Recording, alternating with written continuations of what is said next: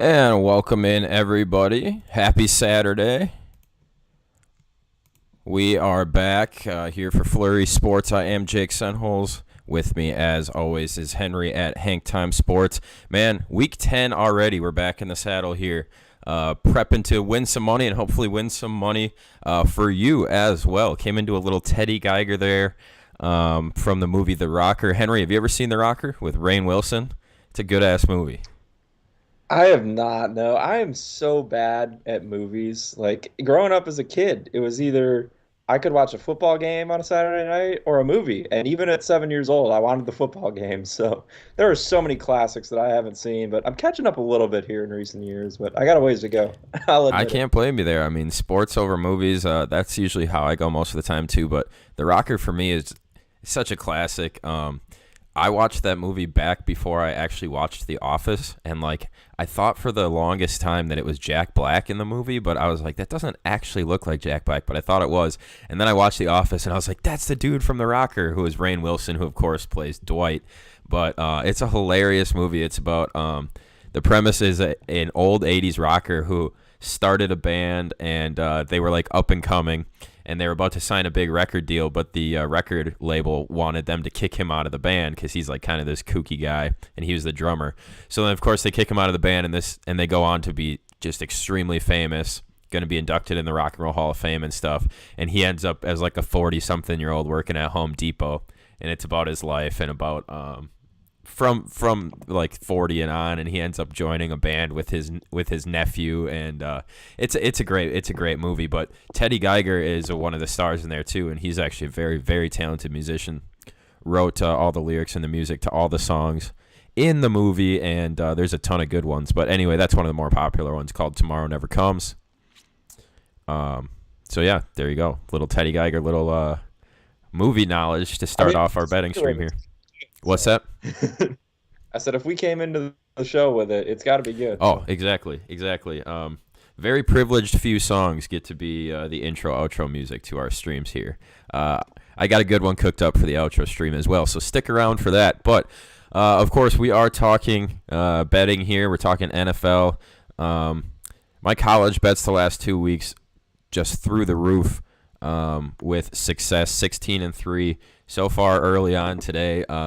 Looking like I'm going to go 0-2 in the early slate, so I'm coming back to earth a little bit here, but still up about 16 units from the past 2 weeks, so I can afford a little bit of red today. But we are not talking college here, unless Henry maybe at some point later you want to throw out a college pick for the later slates. But let's dive right into the NFL here, as we got some good matchups, some confusing matchups, some matchups I feel really good about. So it's just one of those weeks where it's all over the place depending on the games.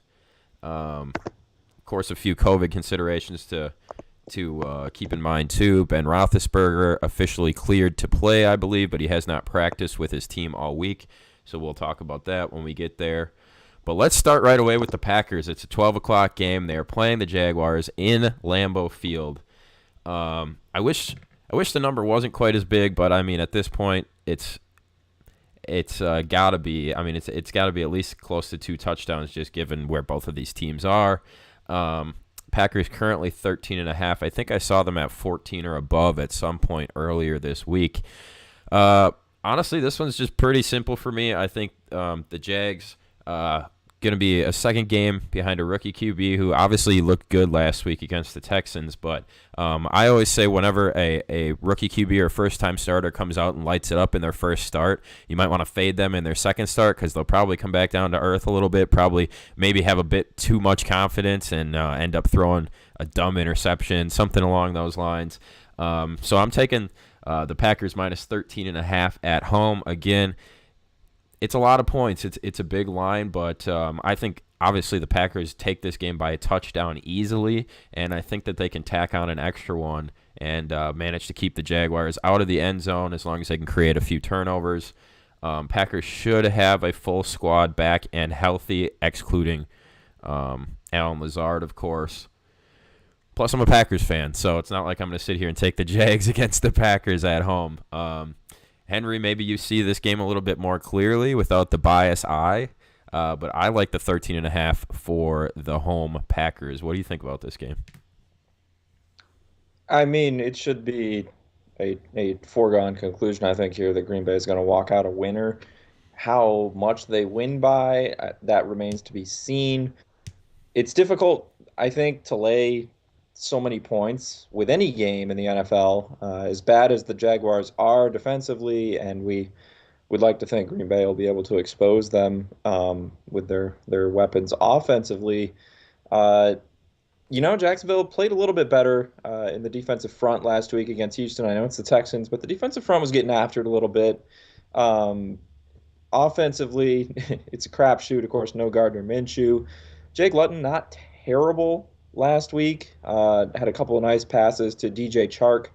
Um, I did see injury report wise for the Packers. Their corner Jair Alexander is doubtful. So I don't Right. know how that might factor into their ability to defend That could Jacksonville. make a difference for Uh, sure. Big difference. I mean, he's yeah, obviously their best defensive player, best cover guy, anyways. yep. And we've talked all year, really, on all these streams, the fantasy ones included, about how Green Bay just cannot tackle to save their lives, and that can make or break you here. We saw him have a sloppy kind of letdown performance, we thought, against the Vikings a couple weeks ago. Now, of course, everyone rushing to back the Vikings here after they won again. But it's not a game the public's really heavily on. Public always loves to bet favorites, but with a big number here, not a ton of action, I would say, probably coming in on it. So I don't really have anything strong. Where is the total sitting here? 47, 47 and a half.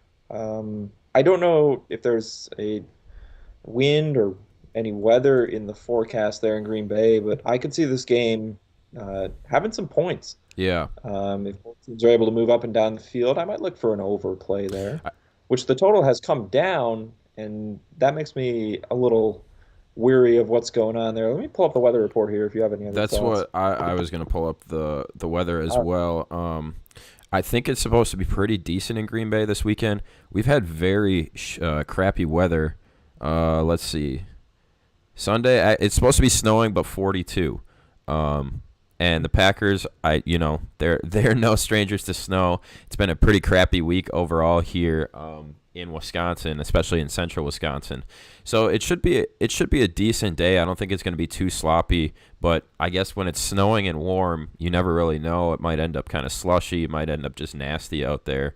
What are you seeing on the weather report tomorrow? I just pulled up my weather app here, so I'm only seeing temperatures and percentages. It's supposed to rain all night tonight.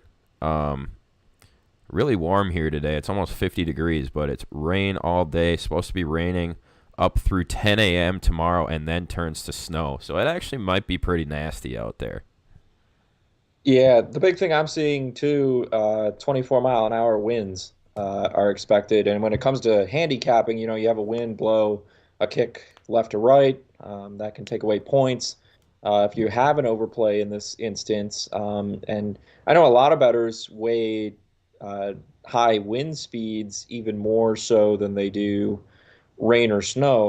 Like we look at the Broncos Chiefs game there were points in that game. Now, granted, some of it was off of special teams and turnovers for Kansas City, but it was snowing, and that game still went over the total. So I don't have anything seeing that the wind gauge, and I am clicking right at 1 p.m. kickoff time, and it still says 24 here tomorrow in Green Bay. So stay away game, I think, on all levels for me. Unless you're trying to throw together some money line parlay with a few favorites, but not really a fan of doing that as my handicapping strategy. So I don't have a whole heck of a lot going on here. I'm always big on the money line parlays because it's fun to cheer for all those teams, and you don't have to throw that much down.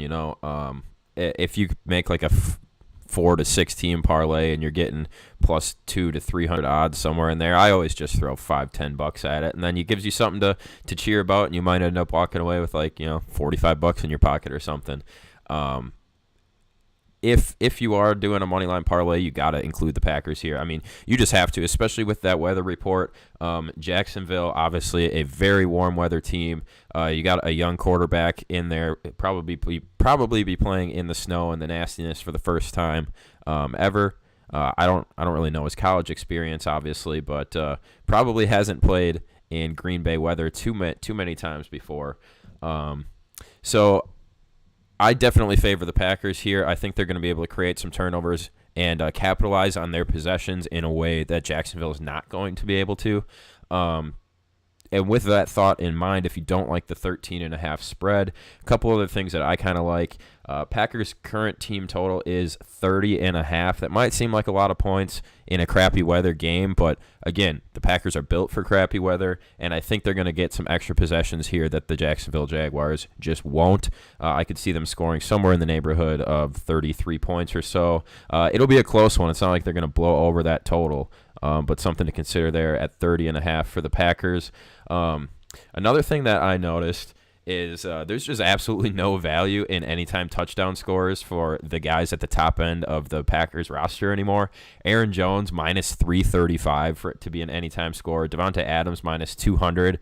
So there's no value there, but Devonta Adams, the last 3 games in a row, has scored the first touchdown of the game. Can he do it 4 weeks in a row? Plus 475 value. I mean, I think it's worth it even a little bet. 3 weeks in a row, four weeks in a row is a lot to ask. But again, they're playing Jacksonville. They have scored a touchdown on their first drive in every single game of the year. So I guess it depends on if you think they are going to win the coin toss or if they're going to be able to stop Jacksonville on their first drive, which I do. I mean, even if Jacksonville wins the coin toss, I don't think they're going to come down, score a touchdown on the first drive. I'm just not seeing it. So if you're looking for a prop bet, I think there is value in the plus 475 for Devonta Adams. See if he can go 4 weeks in a row. I wouldn't throw a ton at it, but it's worth $5. You might come away with, what is that, almost a $25 win there. So that's pretty much what I've got for Green Bay here. Might throw a little bit of money on the under kicking prop too. If you got like under 3.5 field goals, I'm not seeing it here, but usually you can get plus money on a prop like that. So yeah, anyway, those are my thoughts on the Packers. That's probably the most in-depth I'll go on any game here on this stream. But weather, of course, can always play a factor. Should be a good one though. If they're playing the Bears or something like that, obviously. It's a whole different story, or another cold weather team that's familiar. But Jacksonville with a brand new quarterback, I like the Packers here pretty much across the board.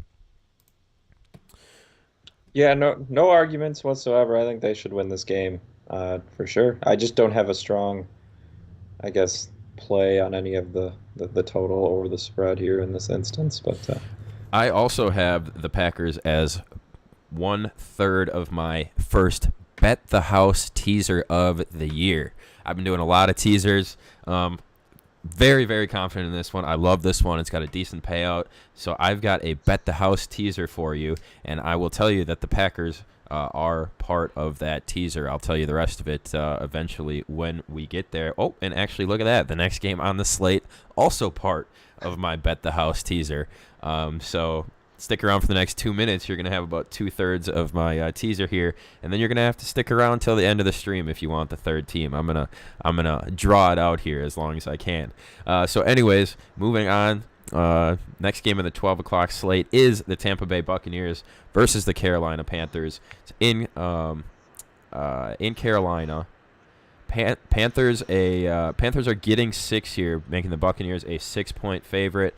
Panthers going to be without Christian McCaffrey again. I think that's going to deal them a bit of a moral blow. And yes, all Teddy Bridgewater does is cover. The one time I bet on the Panthers big this year to cover the spread is the one time that he hasn't covered in the past 2 seasons.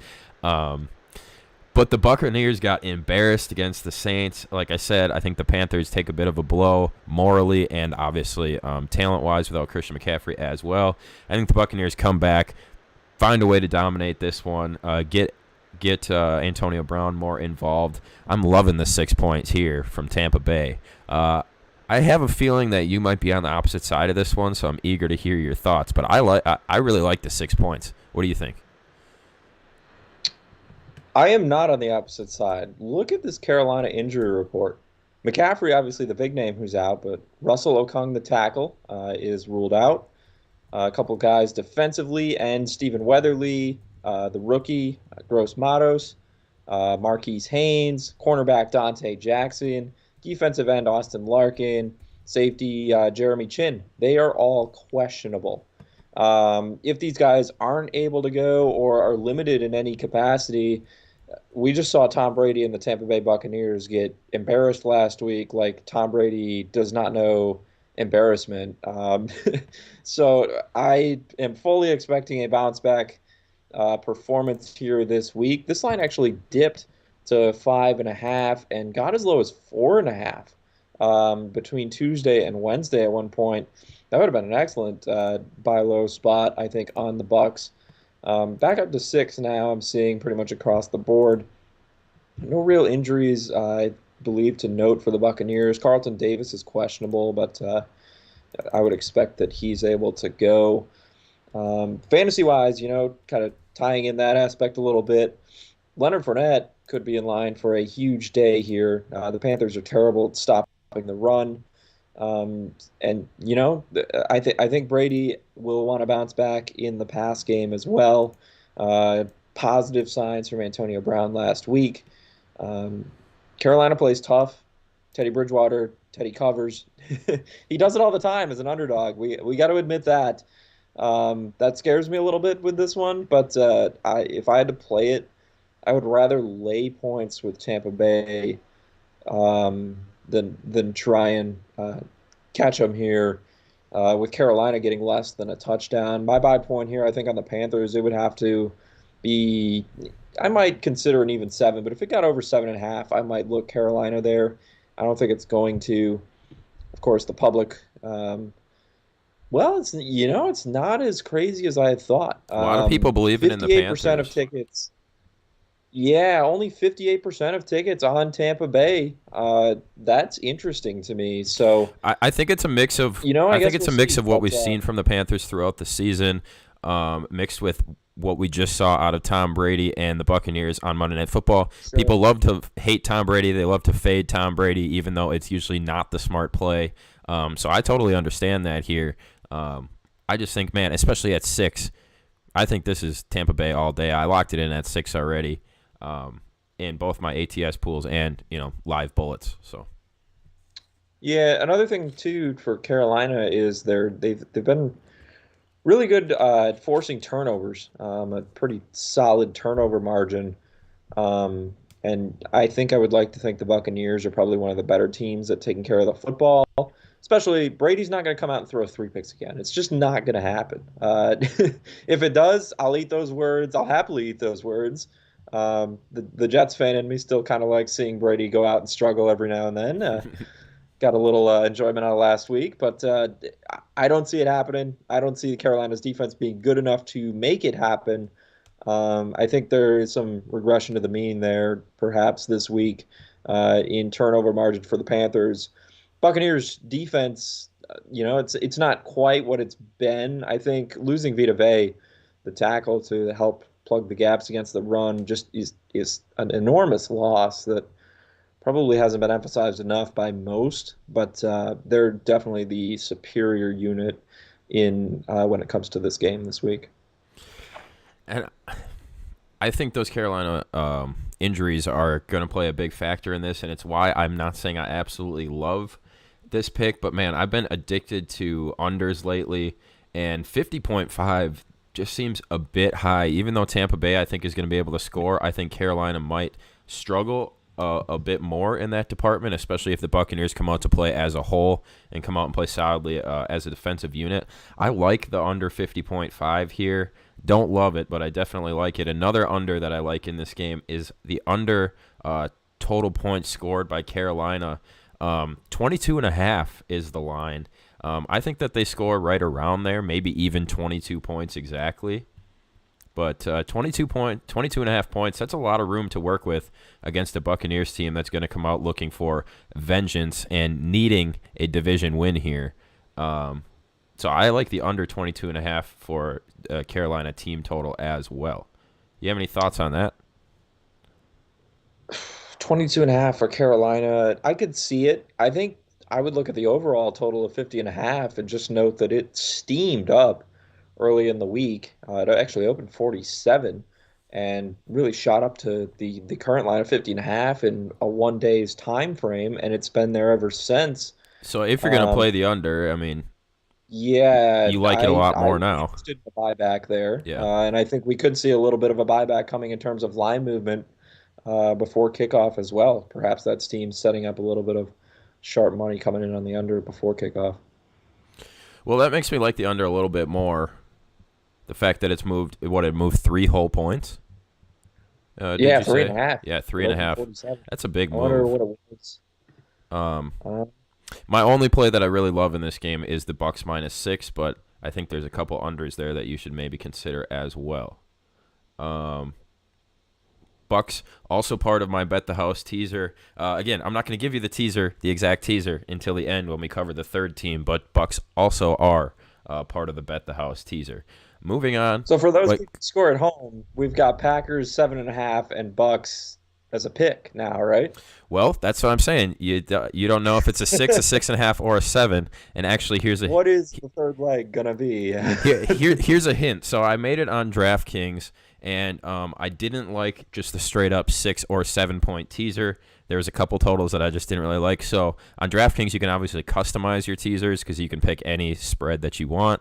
So I have a teaser for those of you who have the ability to customize your teasers, and then I have a teaser that for those of you who are stuck just going straight up same amount of points across the board. Unfortunately, like I am. So it's the same teaser. It's just one of them is solid across the board. The other one has a couple variations in it. You'll get them at the end. So that's the other hint, is the third leg's not coming for a while yet. Moving from the NFC South to the NFC East, we got Philadelphia Eagles and the New York Giants. The NFC East continues to be one of the toughest, if not the toughest division in football to cap. Could just go either way at any point. When you think these teams are bad, they come out and win a game.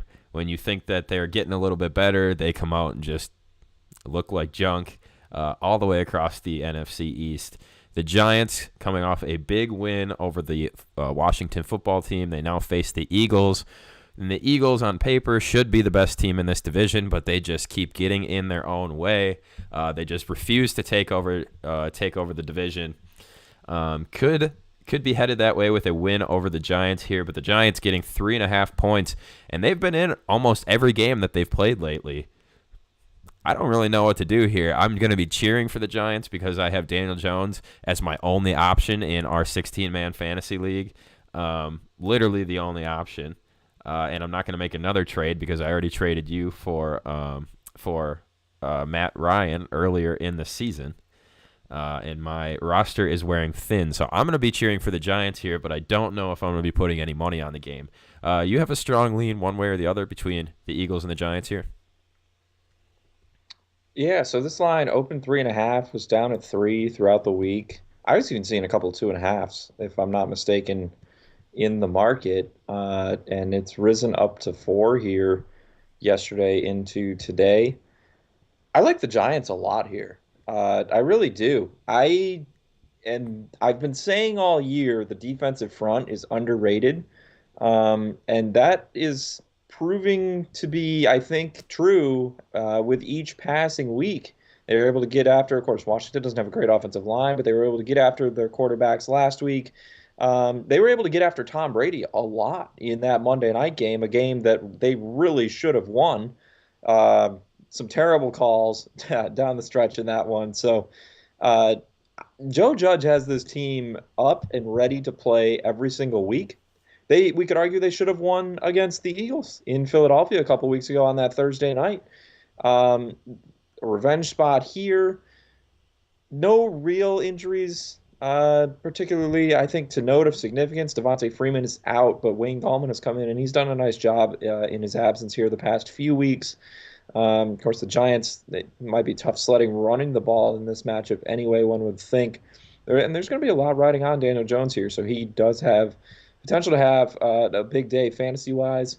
Last week, he finally did it. No turnovers. Congratulations, Daniel Jones, especially against that Washington defense. That's all the more impressive there because that is a solid unit. Tickets have been split on this. That makes me a little troubled, I guess. You're always hesitant to back a public dog, and it is 55-45 in favor of the Eagles is all at this point. But at +4 for sure. I like the Giants a lot here. I could easily see this coming down to a field goal. I think the Giants are a live dog to win this game. Whether they do or not, it's another story. But look, they got their bye week next week. Get a win here. Solid team effort against the Eagles. Go in to your bye 3-7, and you can say you're a game and a half out of first in your division. Not many teams are Yeah. able to do that. With, So I think the Giants show up. I, Maybe Philly's a little flat coming out of their own bye. Who yeah. knows? Yeah, I agree. I think that they will. They have trouble starting games. Like Philadelphia never gets up and goes right away at the beginning of games anyway, so they might be flat coming out of their bye week. But as you were talking, I was looking back, and I think, mixed with the things you said, I think in my own mind here, I talked myself into the Giants getting 3.5 or 4. They haven't had more than a 4-point game dating all the way back to what would that have been, week 4 against the Rams. Let me run through the games and how close they've been following their week 4 matchup against the Rams. They lost to the Cowboys by 3 points. They beat Washington by 1 point. They lost to the Eagles by 1 point. They lost to the Buccaneers by 2 points, and they beat the Washington football team by 3 points. So that's 5 games in a row now that they have stayed within, one way or the other, whether they're on the winning side or not. They've stayed within the number that you're getting on them this weekend. I like them to do it again this weekend, especially against an Eagles team that they almost beat just a few weeks back. And the Giants have been playing good football since. I mean, we know what they did against the Buccaneers a couple weeks ago, and then they played a solid game against the Washington football team. Of course, Alex Smith had to come in, and maybe that helped them out a little bit. But I like them to stay inside the number. If you can get 4 here, I really love that. I'll take the 3.5 though as well, and you're getting a good payout, -104 on DraftKings for the +3.5. Also, something to note: Carson Wentz has produced more touchdowns, but I mean these two quarterbacks are dead even. They have Carson Wentz has a 1-to-1 touchdown and interception ratio. Daniel Jones 8-9, so basically 1-to-1. But they have thrown for the same exact amount of yards, literally 5 yards through the air separate these two quarterbacks, 1883 to 1878. And they've got identical passer ratings as well. Daniel Jones a little bit higher, I think, because he's thrown overall less interceptions. Daniel Jones with a 76 rating, Carson Wentz with a 73.2. So, I mean, these quarterbacks are playing pretty much identical football, even though, on the eye test, and as much as Carson Wentz struggles, as many stupid things as he does, like obviously you're gonna be inclined to say Carson Wentz is the better quarterback, but then you start breaking it down. I mean, these two guys are pretty much dead even here on the season. But I do like, again, we're looking at the full landscape. We're looking at the team as a whole. 5 weeks in a row, the Giants have kept it within, again, the number that you're going to get here, which is either 3.5 or 4. So I've talked myself into the Giants here on the spread. You think is there any shot here that they take the game? Any reason why you would throw some money at the money line? It's 170, so I mean that's a decent payout, but I don't know. That one's a lot tougher to me. Yeah, I mean, if we're expecting a close game and we both like the Giants to cover the spread, I don't see a reason why you need to necessarily shy away from saying they can win the game outright. I think they definitely could. To your points, Giants are 6-3 against the spread on the year. I pulled up the weather here, knowing that we're going to have some bad weather in upstate New York here tonight and into tomorrow. Winds are going to be around 15 miles an hour during the game. And then I'm looking, there's rain expected probably second half. It might start raining a little bit more. So not sure how that necessarily factors in, but interesting. The last 8 games in this series have all gone over the total, which is sitting at 44.5 right now. I could see an over. I don't know how much weather might impact that. And I also don't know if the Eagles struggled to kind of come out of the gates a little bit. Maybe that helps for an over though, because the Giants it seems like they're always playing with a lead, and then their porous pass defense gives up that lead. So I don't know. I kind of could see this going over 44 and a half as well. Might be worth a little bit of a play there. Um, Giants are 4-1. ATS revenging a loss. So I could see it happening here. I think we both like New York. All signs point to Giants covering the spread. I just did a little math here. On average, the point differential over their last 5 games, is 2 points. Just 10 points separating them and their opponents over the last 5 games. Obviously, they play close games no matter who they're playing against, but when it's a division rival who is also struggling to get up and get going this season, I think it's going to be another close one. And Eagles were not playing great football going into the bye. I have no reason to believe they're going to come out of the bye just pedal to the metal. Whereas the Giants have been getting better and better every week. Guys like Wayne Gallman, who you mentioned, are finding a spot, finding ways to produce. What's his name? Sterling Shepard has had a couple good games in a row.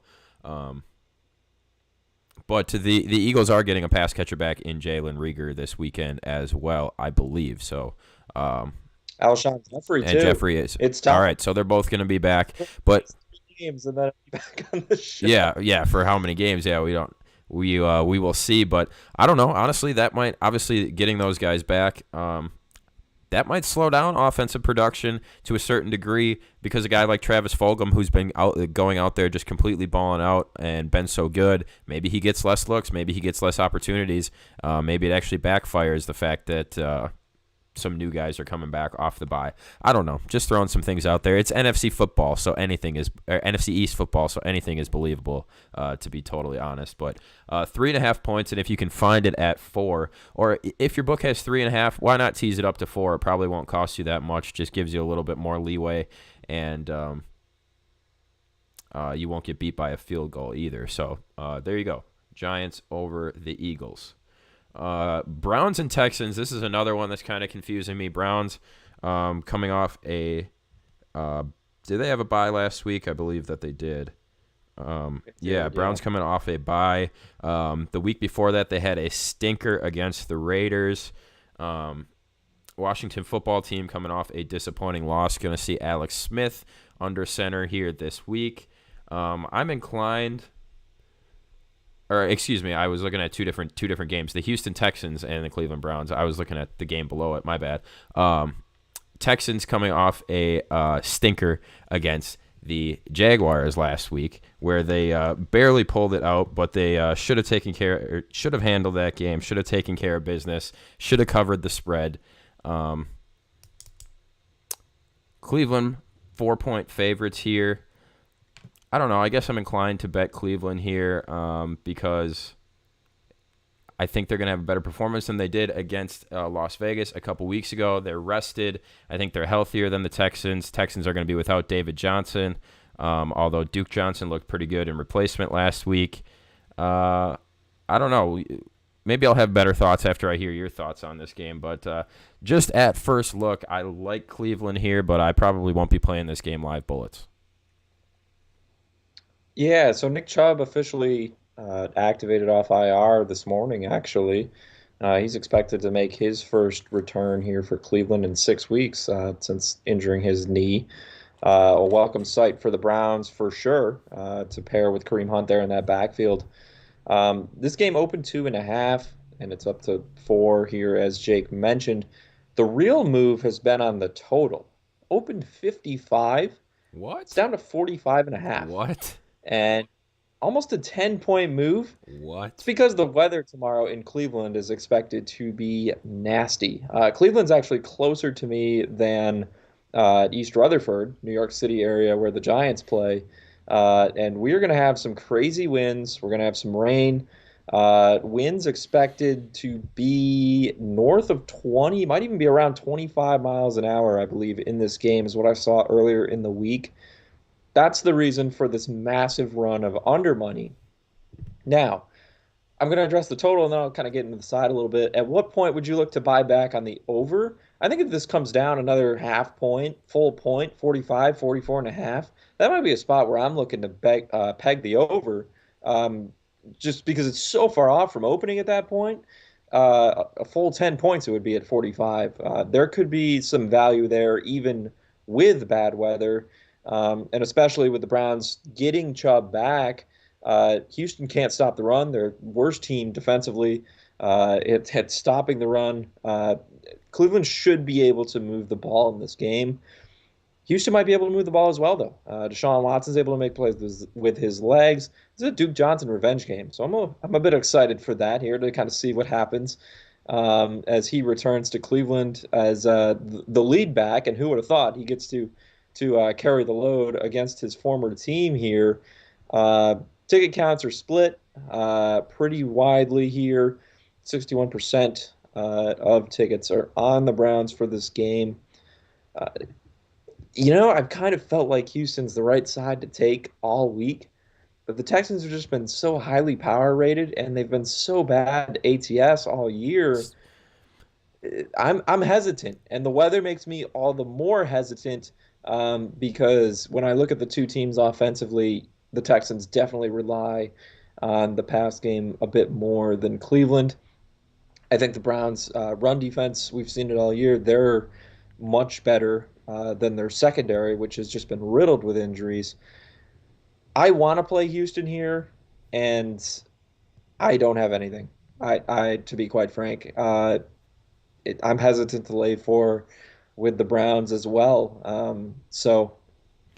You could make I could make such a good argument myself for both sides. Houston is like the feel good side for me, and Cleveland is like everything says you should bet the Browns here to win by a touchdown. And so I'm just kind of left scratching my head. I think if I had to do anything before kickoff, it would be a bit on the Browns because the weather is just going to be such a factor. I think we saw it in the Raiders game. Yeah, I think the only comfort you have here, if you're a Houston bettor, is that if the Browns are up late in the game, they probably are going to be running the ball with their now two healthy backs and probably not pressing, to try and score too much. Whereas when Houston's on the opposite side, it's exactly what we saw against Jacksonville. They're not able to stop anybody, and they let teams come back late in the game. So when you got Houston as a favorite, which they have been more than a few times this season, despite their terrible record, and as you mentioned, they've been so bad against the spread. So the only comfort that I would have as a Houston bettor is that we are getting points, not laying points, so you don't have to worry about that comeback at the end of the game. And if the Browns are, leading deep into the fourth quarter, they're probably not going to be pressing to score either, so Houston might have a chance of covering there. But four even is always a confusing line to me. 4.5. I never liked that total. But I probably am inclined to play the Browns here, like I said. If I'm going to play a side, I'm sure there's plenty of sharps out there who are going to end up with a double winner on these totals. Probably people who jumped on it up at the 55 on the under, and then if it does come down another point to half point, like you said, jumping in on the over. That might be something to consider.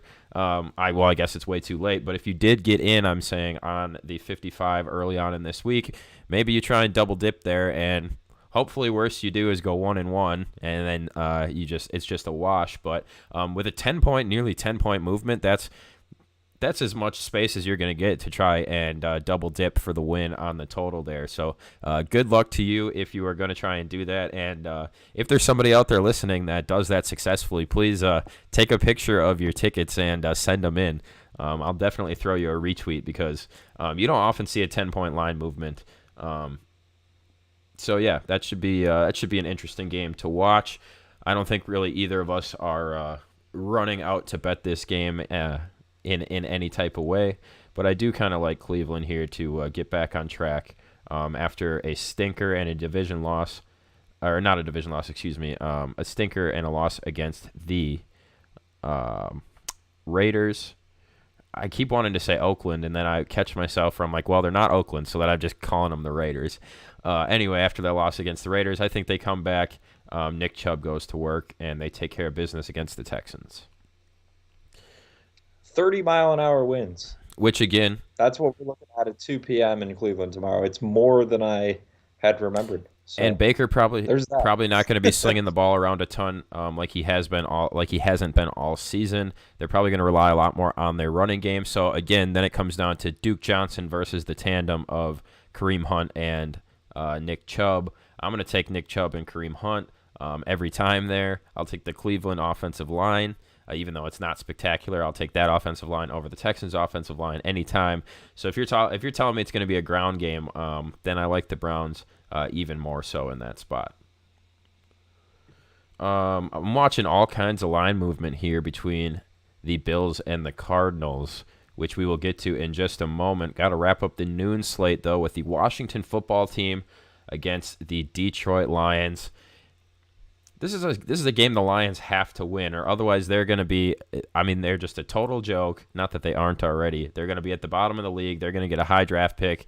Alex Smith comes in, football team, getting 4 points. Man, it's another, again, 2 4-point totals in a row. I hate this number.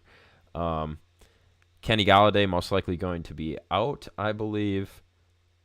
And the Lions just have not looked great all season. This is probably a game I'm just straight up avoiding. I don't really have a lean either way. I don't like either one of these teams. I don't like betting on either one of these teams. The total is 46.5, so you might have some thoughts on that, but neither money line is really worth a look for me. I don't think the Lions find a way to lose this game, but I could see them winning by 1 point, as they so often do. So I don't like anything about this game. How about you? I do actually. Give me the football team here. Line opened at 4, kind of dropped down to 3 for the Lions earlier in the week, and it has shot up the last few days, kind of a steady incline back up to 4.5 is what I'm seeing here on the chart. Total opened. This is another total actually that plummeted. Opened at 55 again, and we're down to 46.5. I'm not sure what odds makers were doing, to be honest with you, setting that line at 55. I don't get that one at all. Washington's defense is legit. And the Lions have had trouble scoring as well. They're averaging like 20 or 21 points a game. And they're not playing as good of a defense as Washington has every week. So, yeah, I don't know if somebody hit the wrong key there and they meant to type in 45, but they accidentally hit 55. I'm not quite sure there. Yeah, I don't think Las Vegas hits the wrong key. So maybe they know something we don't. At the new line of 46, I would be interested in maybe betting the over there.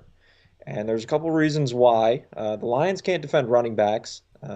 They give up an ungodly amount of fantasy points to the position. Washington's got 2 capable backs, in Antonio Gibson and J.D. McKissic. I think both are in line for fine performances tomorrow. Look at Alex Smith coming in, kind of a little bit of Charlie check down football, perhaps. So I think that lines up with McKissic having some nice PPR value there, alongside Gibson, who should just gash this Lions defense. And, Detroit, there's no Kenny Golladay. That's concerning. But I think they're able to get it done a little bit with the pieces they do have. Landon Collins being out now for football team in the secondary. That's a loss that has, I think, kind of been blown past by a lot of people, and it shouldn't be.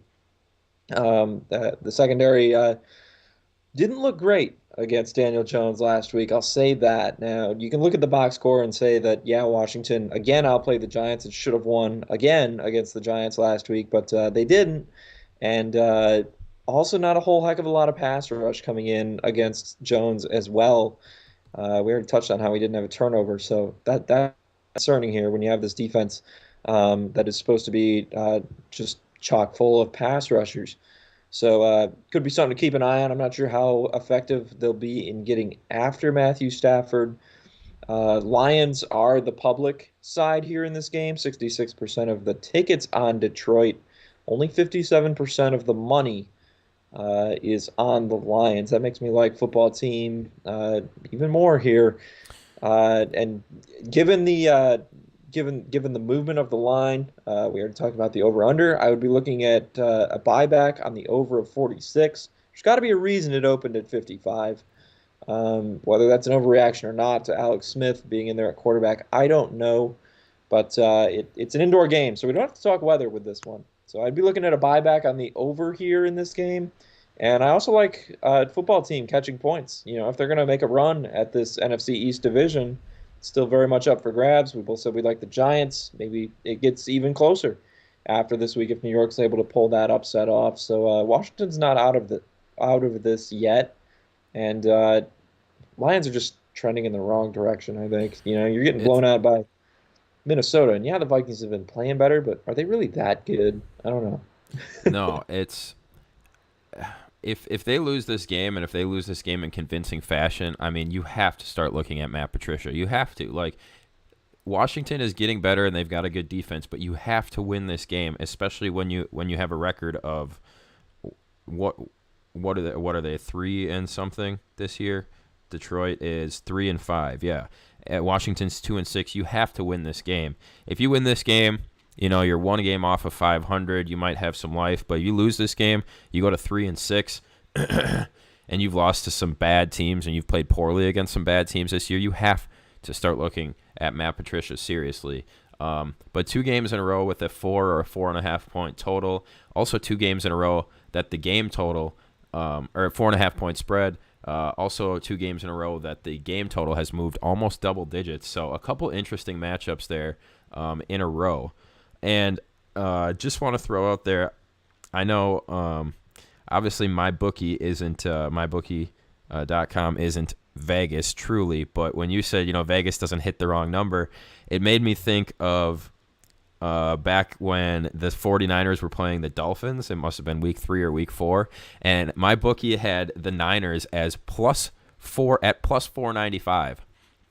Which was supposed to be minus 495, but both the Niners and the Dolphins were positive money on the money line, and it was there for at least 10 or 15 minutes. I tweeted it out. I tried to tell everybody.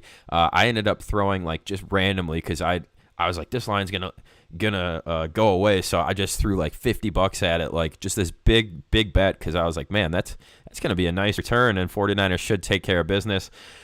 Well, folks, that was the week that they lost 43-17 against Fitzpatrick and the Dolphins. So I don't know. Maybe MyBookie was playing some tricks on us. Be like, hey, watch this. We could make a bunch of extra money. But yeah, that was obviously a typo. They had the 49ers at plus. It was 495 or 475, something like that. So I ended up losing $50 on that. But occasionally, the line makers do hit the wrong key. Typically not in Vegas, though. But it also reminded me of a bunch of years ago. I think it was Delta or American Airlines. They were selling tickets for 1 penny or $1 or something because they forgot the commas and the extra zeros. So they ended up selling I forget the exact numbers, but it was $40,000 worth of tickets for a couple $100 or something like that. So yeah, somebody cost them a little bit of money there. But anyways, the things I wish I could spring on when they're actually there. Yeah, that's a right place, right time thing. It's the same thing for me. I don't even know why I was looking at MyBookie because I hardly ever, well, now my account's at 0 with them, so I never bet with them, but I hardly ever looked at their website, and I randomly was looking through some stuff, and I saw the Niners at +4, whatever they were, and cost me $50. Anyhow, let's move on to the Bills and the Cardinals. This line has moved twice. Both the spread and the total have moved just since we've gone on the air.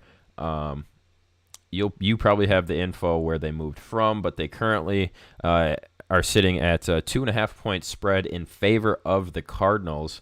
Oh, my final thought on the Washington football team was that the books also think Washington's going to probably take this game because you got to lay 118 if you're on Washington, where you only have to lay 104 on Detroit. So a bit of a difference there, and the books making you pay for it if you want to lay Washington in that game. So on to the Bills and the Cardinals. Bills are getting 2.5 points at even money right now. This total is at 55.5. Over is -120 right now. So again, books thinking leaning towards the over here. I like the Bills on the money line. I'm also going to hedge that bet a little bit with the 2.5. But I mean, you're getting even money. The Cardinals coming off a loss, looking for a bounce back week.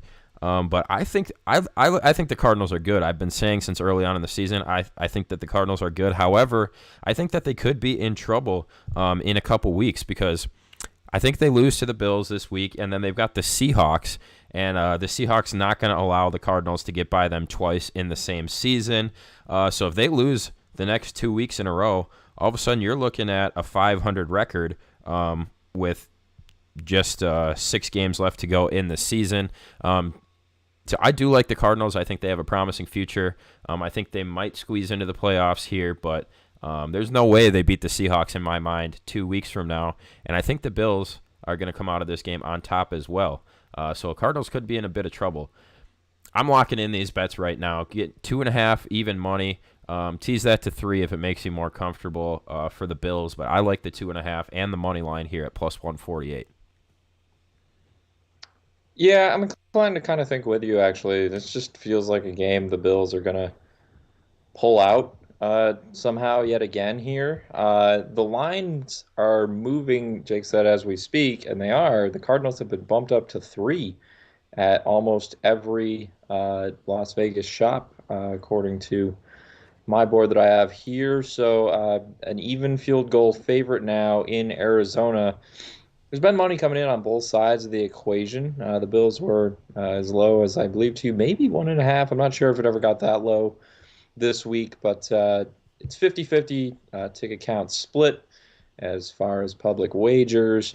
A lot of intriguing things going on in this matchup. Of course, Tre'Davious White's going to likely be shadowed covering DeAndre Hopkins.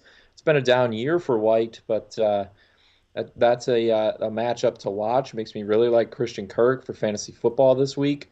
Those of you who play DFS, Kirk's going to be lined up against likely Levi Wallace, and that's a matchup that he should be able to eat for lunch. So I would be looking at Christian Kirk to have a big day here. I like points coming from both sides, not going to lie. Cardinals play a little better defense than the Seahawks. A little, yeah. The Bills should still be able to do their thing offensively, which makes me all the more curious as to why this total opened lower than the game we just talked about. Washington, Detroit, 55. Yeah, that makes zero sense. Buffalo, Arizona opened at 52. And on the look-ahead lines, it was 49. I don't get that at all. And now we're up to 56.5. I don't think it has not touched 57 yet. It very well could get there.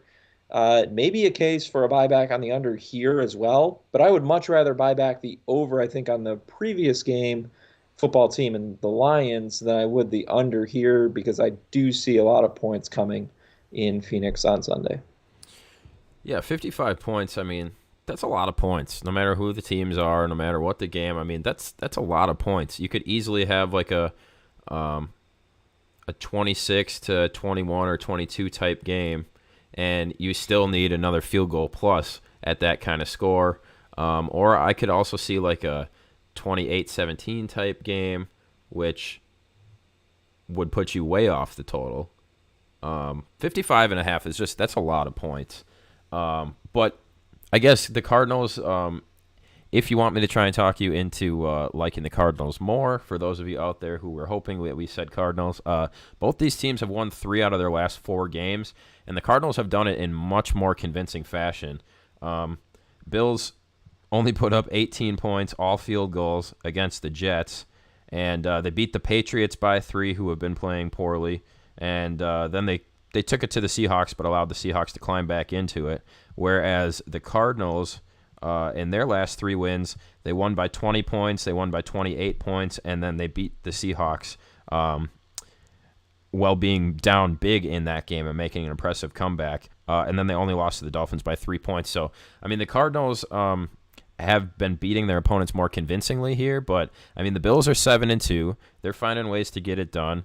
Josh Allen just needs to have one of his typical good Josh Allen games, not one of his, what are you doing out there, Josh Allen games.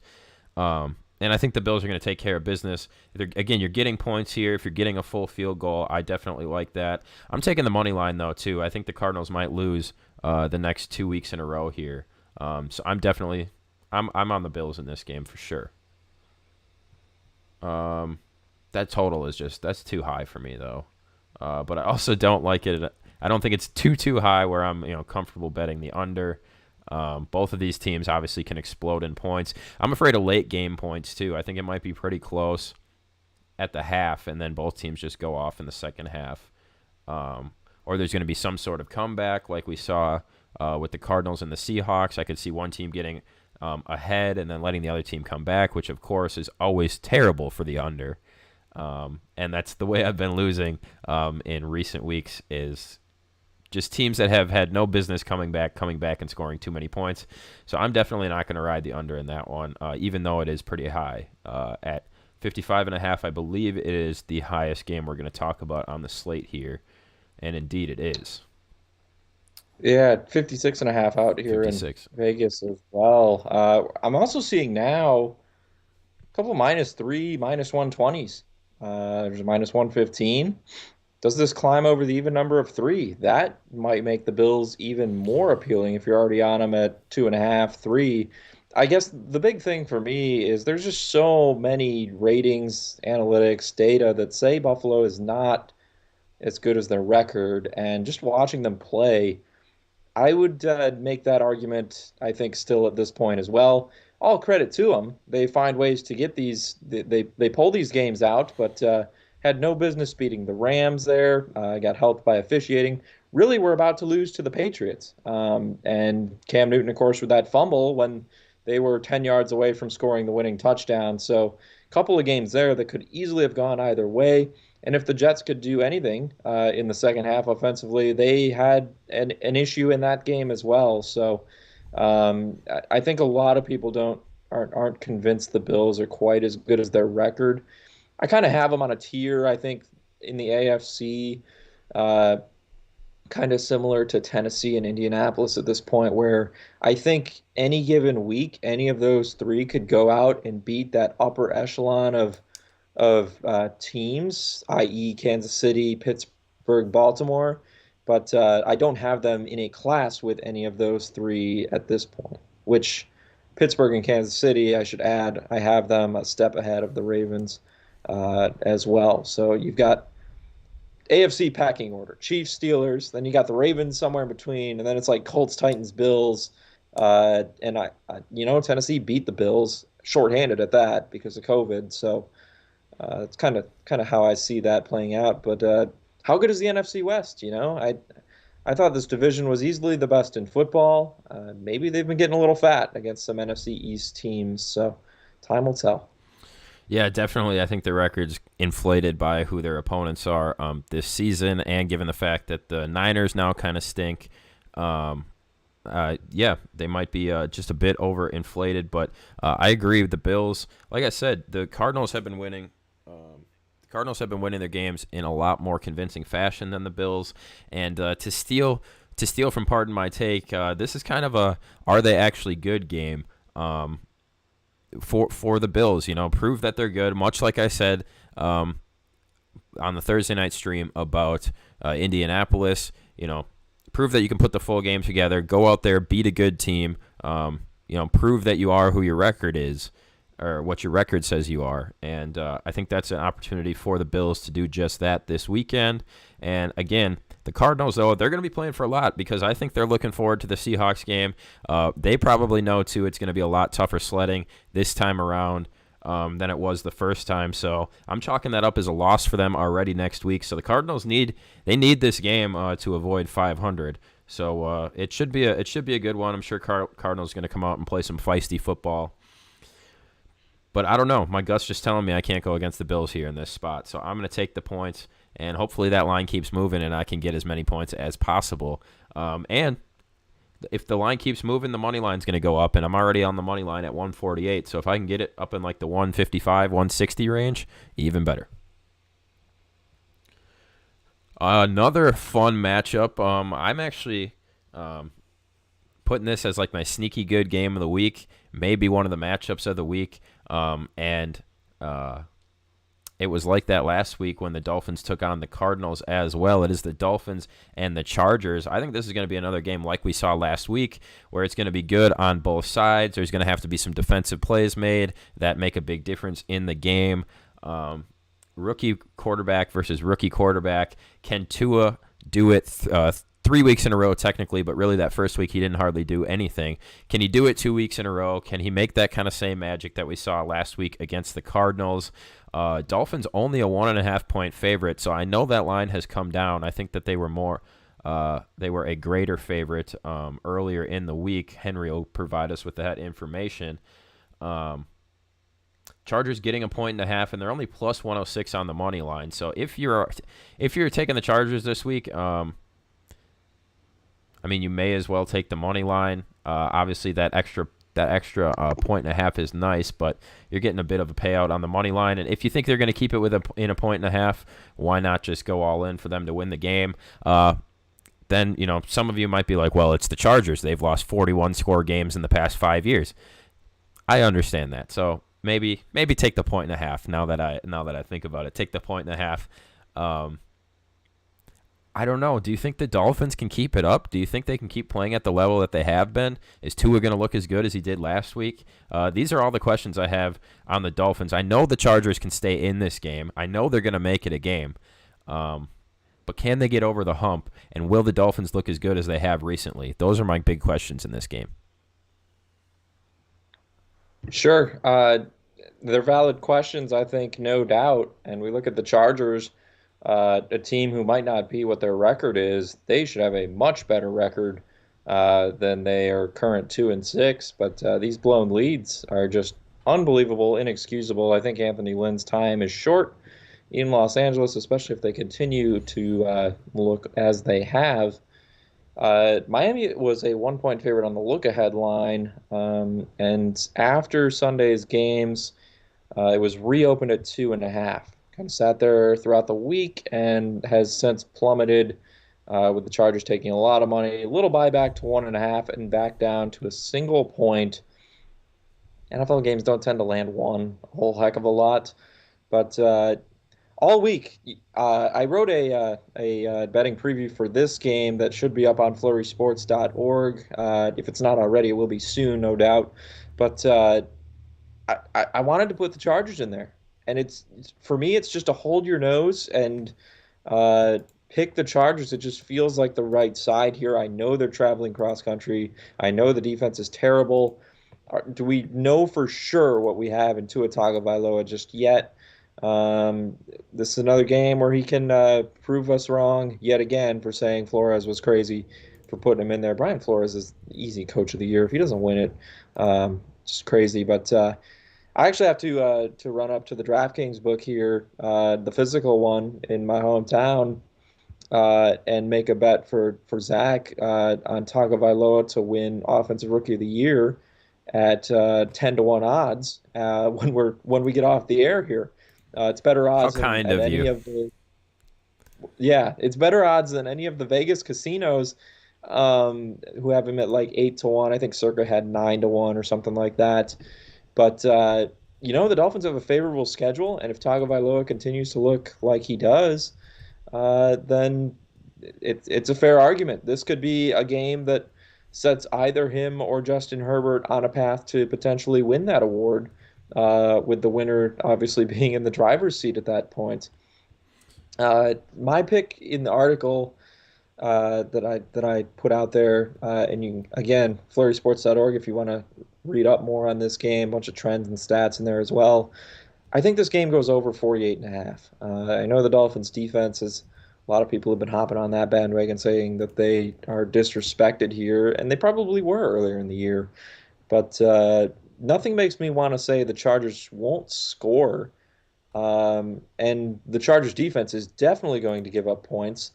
I think Los Angeles will probably win the first half, even if Miami has to play a little catch up in the second half. But at 48.5, even a 27-24 type of game, it goes over that total. So I think I would be okay with an overplay there. Not a whole heck of a lot of movement on that total.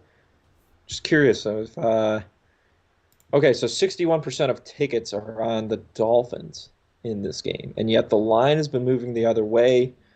Um, that means money's coming in on the Chargers. I don't have the exact percentages because I'm not an Action Network premium subscriber, but I can tell you that the Chargers, in terms of money, have a much longer line than the Dolphins. So a little bit of a pros Joe's game here, maybe, and it makes me like the original feel I had where LA might be the right side, but man, I don't feel good about picking them. It could be in a teaser though. Tease that line up to 7.5. What do you think of that?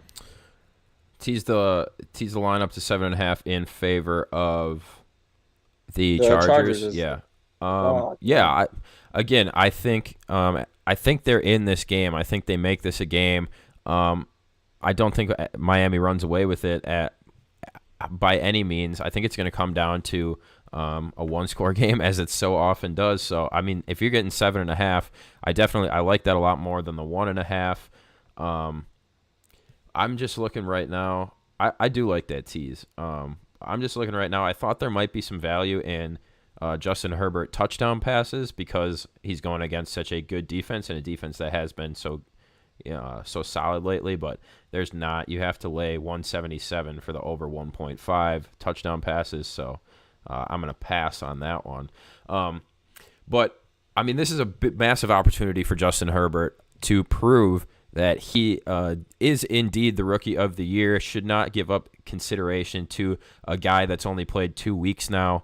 I'm sure he has those things in his mind because who else is competing for it right now? I think Herbert probably is leading the charge unless Tua really goes on. I mean, if he goes on some like 7-1 type run with the Dolphins or something, I mean, probably then you have to consider him. But if he can outplay Tua, if he can win this game, I don't think it hurts his campaign at all.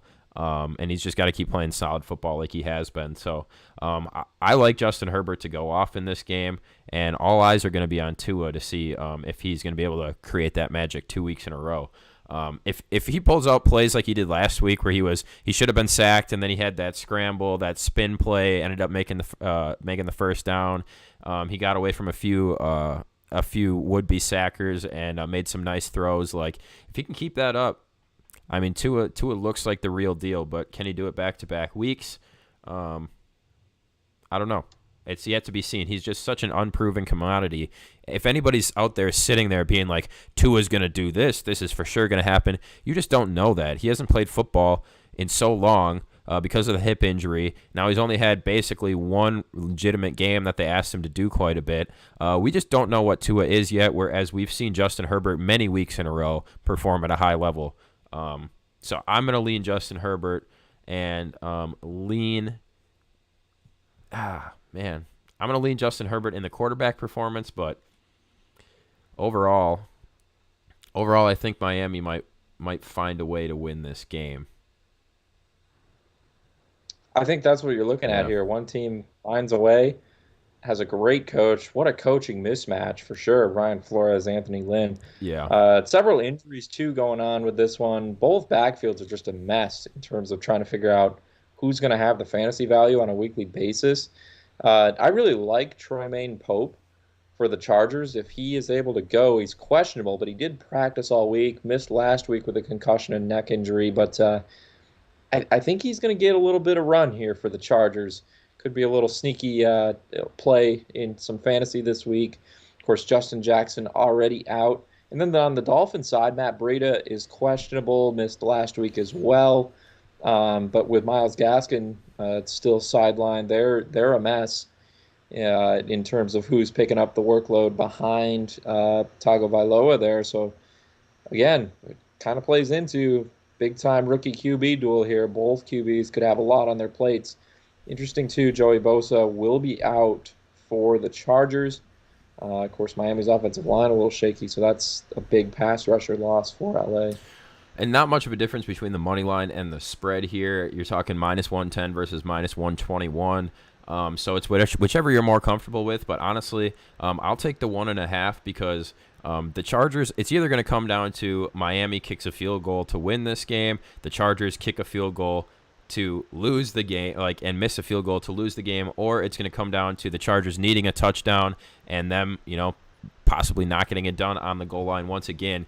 Either scenario, I don't see a 2-point game coming unless there's a missed extra point or something like that early on. I think it's either going to be 3 or it's going to be 7 that one of these teams are going to need. So might as well take the 1.5 and get yourself a little bit better payout. But hey, if you're willing to lay the extra $11 or $1.10 if you're a $10 better, really not that big of a difference. Not going to make or break this bet. So go ahead and take the money line as well. I'm just saying, I don't think the 1.5 is really going to make too big of a difference. It's either going to be 3 points that they need, or it's going to be 7 points. That's how I see this game playing out. Anything on the total in that game? Did you touch on that? Yeah, I said I liked. I think it does go over 48.5. That would be the side to play there. Under just seems too Yeah. risky. Yeah, I've been sweating out the unders lately, and they have not been treating me well. Um, I know, as you said on Twitter, you like your contrarian unders, but this doesn't really seem like a contrarian spot here. So, Yeah. yeah, definitely would not be playing the under on that game. But yeah, it'll be a close one. It's going to be a close game. It's going to be a good game. Miami, a good team. Chargers, a good team under a couple different rookie quarterbacks there. So that'll be a fun one to watch. As I said, I think it's sneaky good, maybe even the best game of the afternoon slate, depending on how the Seahawks and Rams game goes. Before we get there, though, it is the Broncos and the Raiders, an interdivision matchup. These two teams have quite the history. We know that these games can get interesting. They can get dicey. They're very hard to predict. Denver getting 3.5 points here. I was on the Raiders last week. It came right down to the wire, but they came through for me. They were essentially a pick 'em last week. I got them at -1. Now they have to cover 3.5 points. The Broncos have been making moves late. They've been coming back late, keeping themselves in ball games. 3.5 points seems like a decent amount to cover with the Raiders in this situation, given their recent performances along with the Broncos' recent performances. I don't really have a strong lean either way on this game. Neither of these teams are teams that I love to bet on. I think I took the Raiders last week, and they won for me, and I'm afraid to double dip with them and take them again this week. I think I might give my unit right back that they won me last week. I don't know. How do you feel about this game? Well, I'm not sure that the Raiders are really going to be able to run the football that well. Denver's defense, particularly strong against the run. They're ninth in overall adjusted efficiency, 12th against the run. I'm sorry, 12th against the pass and 13th against the run. The problem is teams can't run against them, and so then they resort to throwing the ball in the second half. I think Derek Carr is going to need to. He's going to need a few big plays in this game for the Raiders. I like the Broncos in at +5 earlier in the week, and I like that bet a lot, especially given the line movement here that we've seen. Rivalry game, divisional dog. Denver is on the road, but of course, no fans at Allegiant Stadium. Um, so sad to see that new palace just sitting empty all the Yeah. time. God. Uh, but yeah, so I like the Broncos at +5. Another interesting trend from this series head to head, which being a divisional rivalry, as Jake said, with plenty of history here, perhaps not surprising that the last 7 head to head matchups between the two have gone under. You get a total here that's 50.5. And I know the Broncos offense has looked better of late. I know the Raiders offense has been solid, but maybe you look at a little bit of an underplay there on that 50.5 point total. Uh, I'm not quite sure what to make of the Broncos offensively, I guess, is my point. A couple of games here back to back weeks where they were more of the shootout variety, both would have sailed over this Hmm. total. Now, are Atlanta and the Chargers better offensively than the Raiders? Maybe. Do they match up better with Denver's defense? Maybe. But yeah, it's interesting to see Denver kind of hold their own. Granted, they've been doing it coming back late in games both times, one falling short and one getting the win over the Chargers. But I don't know. I kind of like the under there, maybe a little bit of a regression to the norm, perhaps. But yeah, my Denver +5, I'm really comfortable with, and they have a slight advantage in ticket count, but I would still tend to lean Broncos at 3.5. You can't pass up the divisional dog, especially getting more than a field goal here as we are. Yeah, and I'm looking through a few numbers here, trying to find a way that maybe you can play this game in a different variety if you are so inclined. Um, 3 out of their last 5 games, the other games they really didn't score many points total, being the Patriots, they only scored 18, and then the Chiefs, they only scored 16. But talking about the Broncos here, they've been an immensely heavy second half team. In those other 3 games, they've scored 20, 28, and 24 in the second half, which is essentially most of the points that they've had in all of those games. So maybe it's an opportunity here to go Raiders in the first half, or wait and live bet the Broncos in the second half. So last week against the Falcons, Broncos scored 3 points in the first half. They scored 24 points in the second half. The week before that against the Chargers, the Broncos scored 3 points in the first half, 28 points in the second half. And then you go back to their game against the Jets a number of weeks ago. They scored, I guess that one wasn't quite as drastic. They scored 17 in the first half and 20 in the second half. But still, they're heavily a second half team. It seems like they get down and then they make those runs and they come back. Seems like Drew Lock is at his best later in the game. So just something to consider there too. Maybe watch this game, live bet it. And if the Broncos do get down big, maybe don't take them on the money line, but they're probably going to get, if they go down by 2 touchdowns early, that spread is going to, grow rapidly. And if you can get them at more like a double-digit kind of spread, they've been coming back and they've been covering in that sort of instance. So a live bet potential here game in my estimation. Yeah, a couple other interesting things I just kind of was reading through.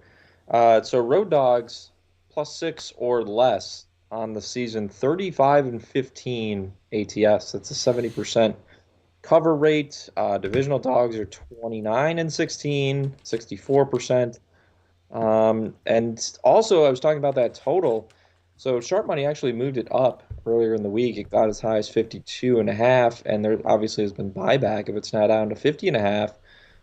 So the current 50.5 line, we know that there are some sharps like that to go over earlier in the week. Maybe I'm wrong. Maybe it's a case of play where you can bet the over. I can make an argument for both sides here, so I think I'll roll with my Denver bet and call it good.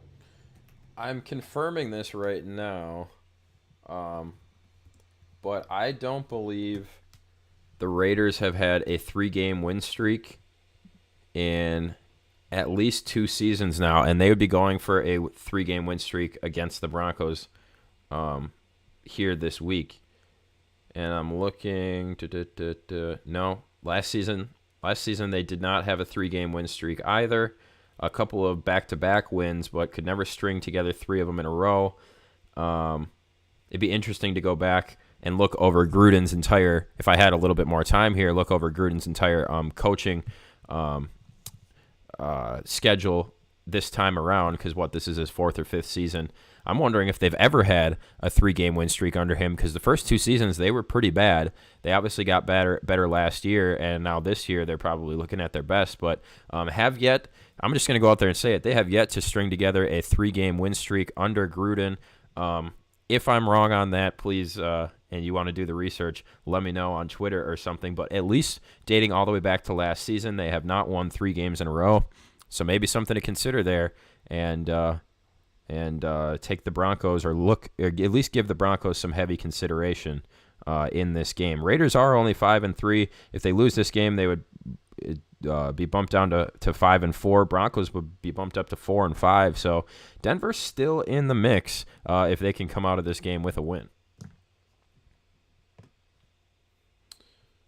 Moving on to, and this kind of surprised me when I found this out earlier in the week. It is Week 10, and this is the first divisional game that has been played at SoFi Stadium. The Rams are taking on the Seahawks. So there's going to be, the next 6 games, essentially, most of them must be home games against division opponents for the Rams. Is that correct? Let me pull up their schedule here.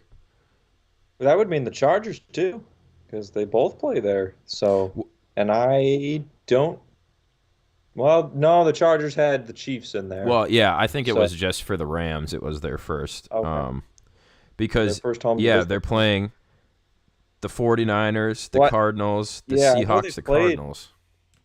They've played the NFC East all the way through at this point, so it's go time, I think, for the Rams here in the division coming up. Yeah, their only their only divisional game was at the 49ers. So, yeah, they have the rest of their games in division are, besides for that one Cardinals game, going to be hosted at SoFi. I just thought that was interesting. Week 10, and they're hosting their first divisional opponent of the season. Rams a 2.5-point favorite. I like the Seahawks here. I think the Rams are going to be able to move the ball. I think they're going to be able to score. However, the Seahawks, I think, are the better team. Coming off of a loss against the Bills in that kind of fashion, Russell Wilson had one of his worst games of his career. Just all around did not look good. But the Rams too are a team that they're good, but they're just not convincing me they're in that upper echelon of teams yet. And even with a defense as bad as it has been, horrendous is the word I've been using all season, I think the Seahawks are in the upper echelon of those teams. You're getting 2.5 points here. It's kind of like the Bills situation. I like the spread. I like the money line. I'm taking the Seahawks to win this one in Los Angeles this weekend. Well, that was going to be my question when you said you weren't sure the Rams were in the upper echelon. Did you think Seattle was? You do. I guess I'm against you there, especially after last week. This defense has got issues, and that's what's keeping the Seahawks from being in that upper echelon. And when we look at the Rams, what they're able to do in terms of the passing attack, I know Jared Goff looked terrible his last game out. They had a bye. Sean McVay is going to be ready for this one. Divisional game at home that they need to have. I like the Rams here, and I like it less now with the line movement as it actually opened at 1.5 in the look ahead, and then it was an even one Sunday night. And the Rams have taken the money, kind of came back a little bit, and then it's shot up here. The ticket count favors Seattle, so again, a little bit of a reverse line movement here as well. I just think Robert Woods, Cooper Kupp, Los Angeles is going to have no trouble moving the ball. The totals bounced around a little bit as well. I feel like this is going to be another shootout. I think both Buffalo and Arizona and this game could be of the shootout variety. Definitely would be hesitant to play an under on 54.5.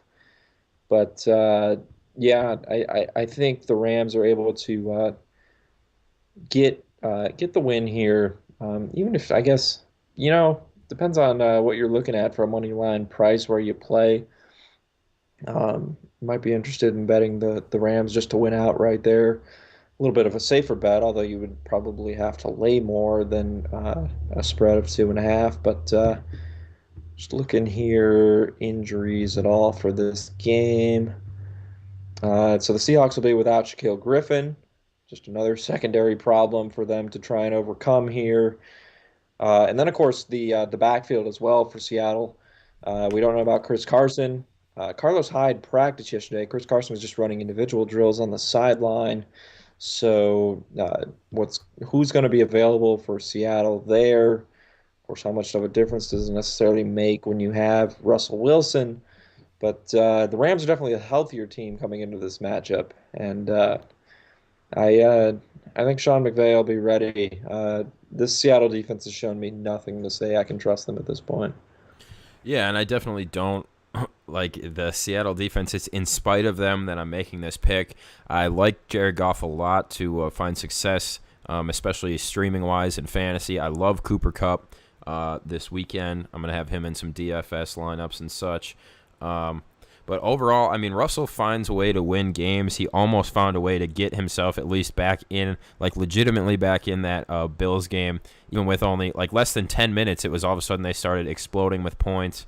Um, Obviously, they were never going to win that game, but even though he played bad for 95% of it, he still did enough towards the end of the game to actually look like they were remotely going to be back in that game and bring it within a score. I like Russell Wilson a lot, coming off of a loss in general, but coming off of a embarrassing performance like that, especially in division, he just finds a way to win these games. And again, if you're giving me points, I mean, the Rams might win, but they're not going to win by much. So if you're giving me points, especially 2.5 or 3, I like the Seahawks, but I feel like they're going to win this game, so I'm going to go money line as well. But some valid points brought up with the Rams especially, and I think the Rams are much like the Bills. They're in a situation where it's like, are they really good game? If they can come out and beat the Seahawks, well, all of a sudden you're tied. You got the same record. You're playing for first place in the division. The Rams can prove a lot with a win against the Seahawks here this weekend. As I was on the wrong Seahawks game there. I was on the December 26th Seahawks game. Not that it really matters, but I was like, wait, that's not the right day. So I'm on the Seahawks here. We're on opposite sides. I think that's okay. We need to be sometimes to, for the sake of entertainment and just for the sake of not parroting each other all the time. So I like being on the opposite side. Should be a fun one to watch. And Unlike the Start Sit show with yeah, Coach, where I feel like just copy what Coach says yeah, all the time yeah, because he always has so many great points. We get a little more variance with our betting calls, but one trend that would favor your pick on Seattle, the last 20 games, of course, this being a divisional rivalry, another divisional dog, even though it's a public dog, 14-6 against the spread, underdogs in the last 20 Seahawks versus Rams. So that would side with your play here. 14-6. Yeah, that's definitely not a bad record at all. 54.5 points. Why do I love the under so much? Why do I love unders? I'm being drawn to this 54.5 and drawn to the under. Do you have any analytics that can help me one way or the other here on this total? I'm just looking here. I have a trend. Seattle is 24-6 to the over in their last 30 games coming off a Well, bye. that's not good then for the under. That would go back a ways, yeah. Let's see here. 30 games coming off a bye? Yeah, I mean, unless you're including first round playoffs, but still, that's only a few extra games. So that's going back a long, long, long ways.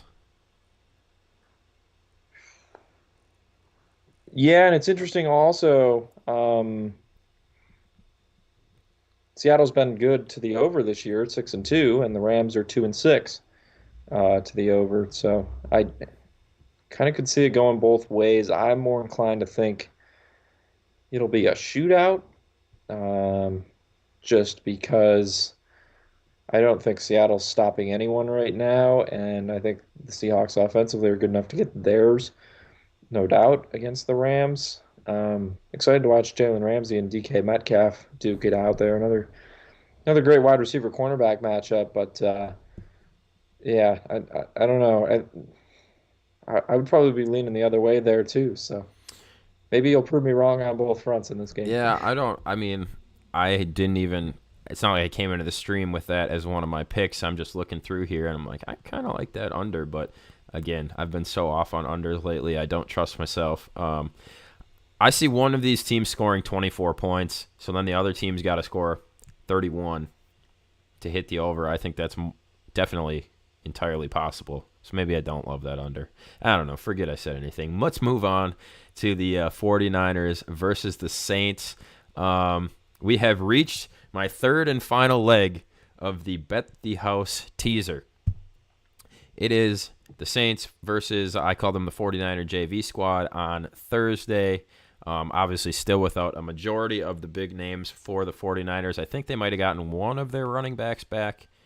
But still a beat-up squad for the 49ers. Saints riding high after a demolishing of Tom Brady and the Buccaneers.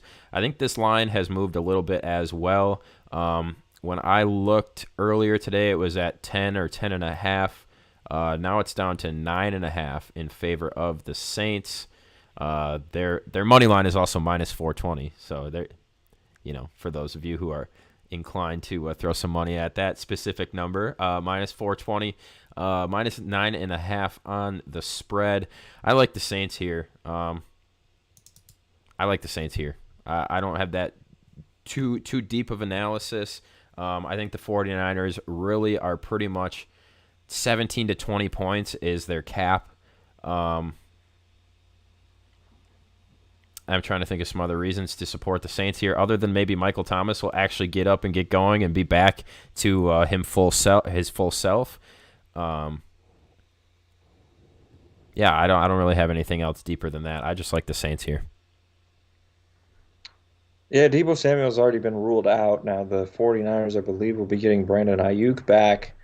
Kendrick Bourne, I'm not 100% sure, but Richie James probably isn't going to be the wide receiver one here for this team like he was last week. Movement both directions on this line, kind of like you alluded to. It climbed to 11 earlier in the week and has trickled back down for the 49ers since. Ticket count, 54% of bets are on the Saints. I don't have really a strong lean here one way or the other.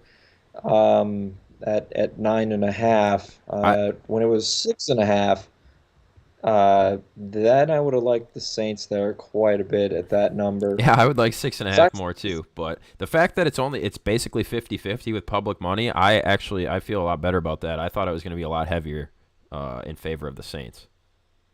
Sure, yeah. And the Saints, maybe they can't look better than they did last week, I don't think. So Kyle Shanahan a little longer of a layoff to get the troops ready. This actually wasn't the direction I thought you were going with your Bet the House teaser, so that was a little bit of a pleasant surprise. But yeah, I think teasing the Saints down here through 7. If it comes back to 9, I'd like that even better for a teaser to get you to an even 3. But yeah, I don't really have a strong feel one way or another on the side. Looking at 49 as a total, I would probably lean over there.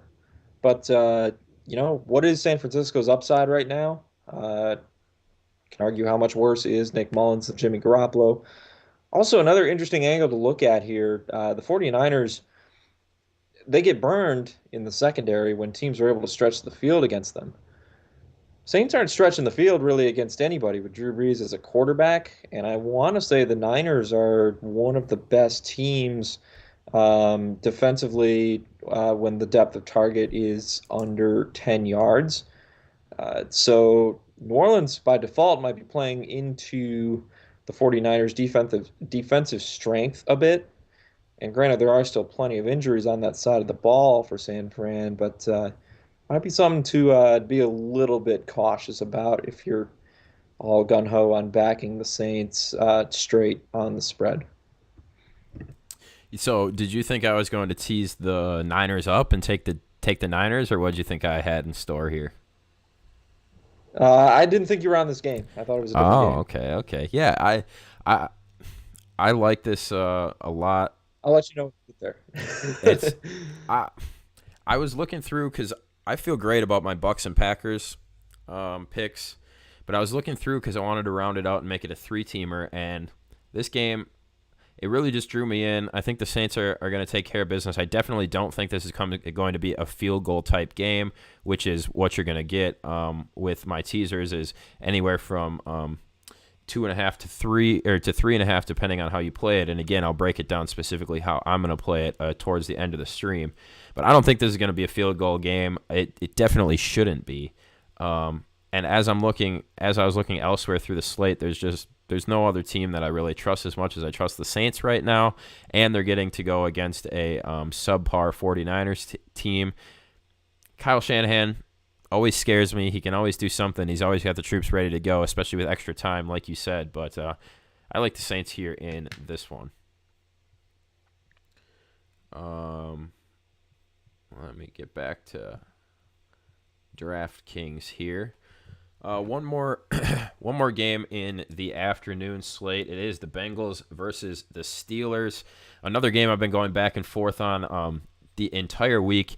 Big Ben has been not practicing with his team, and we saw how that ended up working late in the game for Matthew Stafford last week. The Bengals have played really good football. They've kept themselves in nearly every game that they've played against, that they've played in this season, even against really good teams. The Steelers, as we talked about on a couple streams recently, they've been playing down to their competition and up to their competition as well. So what are we going to expect out of them against the Bengals here? I expect a bit of a bounce-back game after struggling against the Dallas Cowboys, but I think the Bengals can stay in. I think they can stay in this one, keep it within a touchdown. But the 7.5 gives me pause a little bit. I want to take the Steelers here, but I feel like I should take the Bengals. Pretty even payouts on the spread, so there's no hints either one way or the other there. Bengals plus 280 on the money line if you really believe in the Bengals this weekend. I think it'd be really, really, really hard to beat the Steelers with that defense. But 7.5, man, I think the Bengals might be able to stay inside that number. What do you got on this game? I just hope Joe Burrow survives this game. That'll be a big factor for sure. And Mixon's still out, correct? He's doubtful. So it could be another Giovanni Bernard game here for Cincinnati. Of course, Steelers really good against the run, so not sure that either of them would necessarily have a major impact. But Pittsburgh blitzes a ton, and the Bengals' offensive line is not good.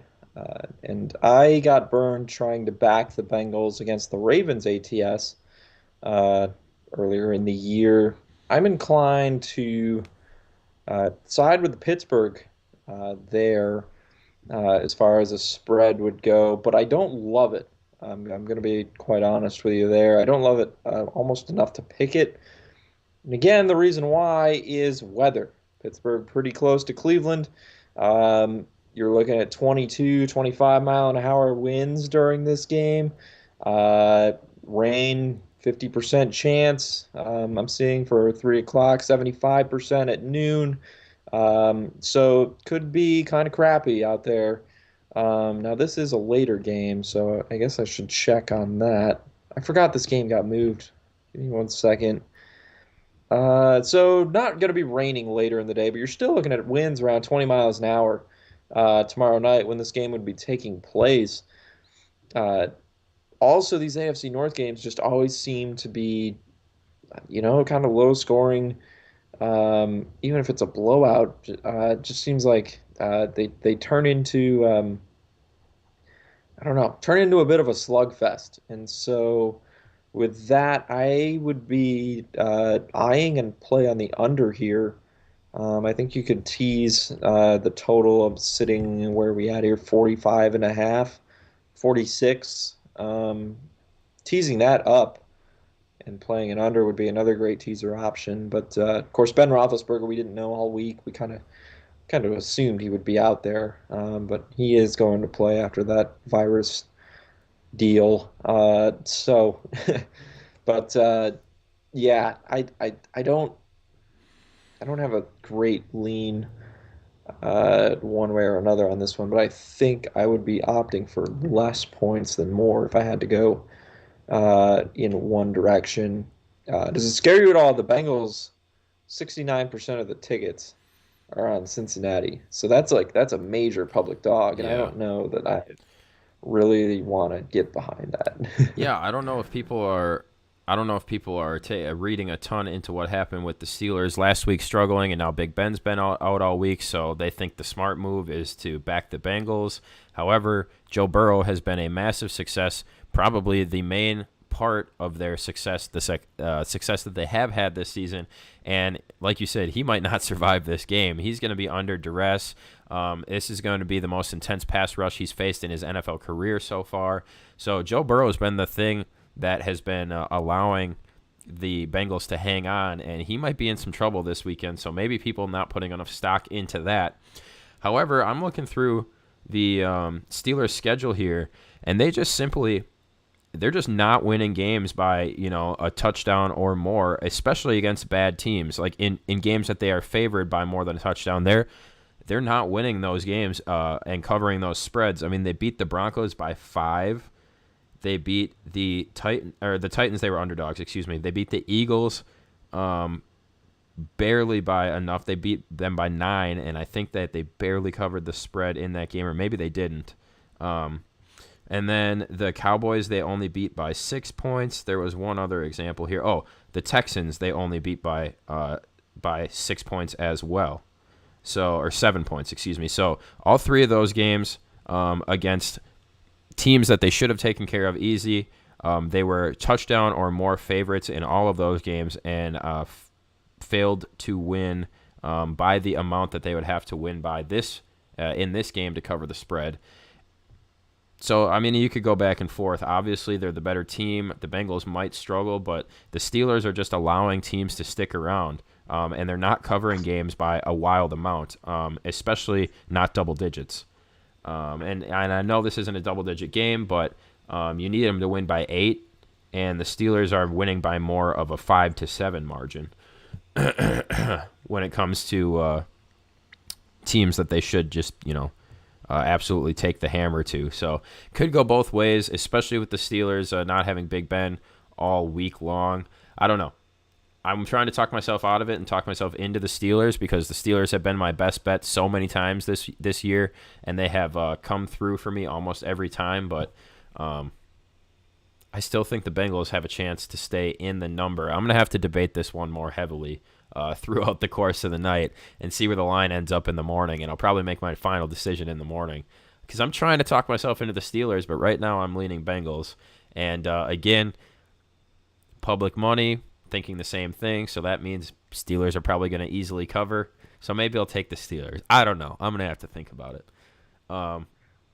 Yeah, it's tough, I think. Also, too, if I'm kind of thinking under, that would go against laying 7 or 7.5. Yeah. If you're projecting a low score, it's going to be harder to cover a touchdown spread. But Although, man, I I don't know that this matchup is promising for Cincinnati at all in terms of the pass rush, and also an inability to run the ball. I don't know how they get much of anything going. Now they are off a bye. It's extra time to game plan. I guess we'll see what they kind of come up with there. But I just feel like it's going to be an uphill battle. And I know you mentioned some bad, poorer teams that the Steelers haven't beaten. I would say the Eagles, and I could make a case for the Broncos to both be slightly ahead of Cincinnati, especially along the offensive front, which is so key when you're facing the Steelers here. So uh, under is 9-2 in the last 11 games between these rivals in Pittsburgh. So yeah, I think I like the under as well. I think you laid it out there perfectly. Usually a pretty big, a lot of collisions, a big hitting type of game, a heavy defensive type of game. It always has been, dating back to the Vontaze Burfict games, and even before that. Uh, That's who I was just yeah, thinking of before you said yep, his name. yep. And the Steelers had some big hitters too, and Palomalu and all those defensive guys. Like these games used to get pretty nasty. Obviously, most of those names gone here, but the rivalry still remains. The stink between these two still remains. So I like the under as a play too. I think there is, there's not a ton of room, but I think there is room for the Steelers to cover and for the under to hit if they can keep the Bengals to 15 or 16 points. Um, you don't have much room for error there. You have to win like a 26-16 game or 28-17 game, somewhere in there. So you don't have much room um, if you're trying to hit both of those bets. But I do kind of like the under, I guess, more so than the spread either way. So maybe I'll jump in the hole and take that under 45.5 with you there. Other than that, I don't have really too many thoughts about this game. Another good thing for the under is, again, Ben Roethlisberger out all week. That's probably going to hurt, the offense at least a little bit, even if it's a fraction. The continuity might not be there. He takes a week off. He might throw some interceptions, cost himself some points. I like the under here in that game. Just two games left to talk about, both primetime games, both very interesting matchups between very familiar opponents, starting with the Sunday night game. It is the Ravens, a 7-point favorite over the Patriots. This might be stupid of me, but I am running to put my money on the Ravens. They ended up beating the Colts, who you've been high on. You like their defense. They ended up beating them by 11 points. The Patriots just have not been able to score. Their offense has just stifled all season. Cam Newton has 2 touchdown passes on the season. Now, on the other side of things, Patriots have seen Lamar Jackson before. They're familiar with him. They got the best coach in the NFL. I think they might be able to slow him down even more so than he has been this season. But 7 points doesn't seem to be too many for me, especially with the lack of ability that the Patriots have had. So I'm almost betting more against the Patriots just as much as I am on the Ravens in this game. Even 7 with the possibility of a push. I can't bet against the Ravens in this spot. How do you see this game?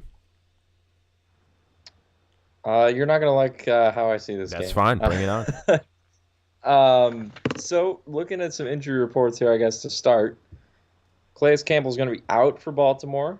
I think that just preemptively falls in line with what New England wants to do offensively, which is run the ball. They need to win ugly if they're going to win this game, and it's probably got to be ugly if they're going to stay in the game. So that's a promising sign. And, of course, you got to love the Bill Belichick injury report here. The entire team is questionable. No one is out. No one is doubtful. It's all questionable. So love the Patriots injury report. Looking at split of tickets, 73% are on the Ravens. Then we look at line movement here.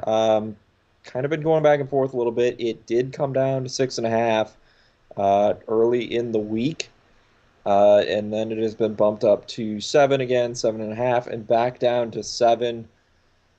I like New England here. I like New England a lot against the spread. I think, if anyone's going to have his defense ready, depleted or not, to shut down Lamar Jackson, it is Bill Belichick. I think the Patriots, it wasn't pretty against the Jets, but they got it done.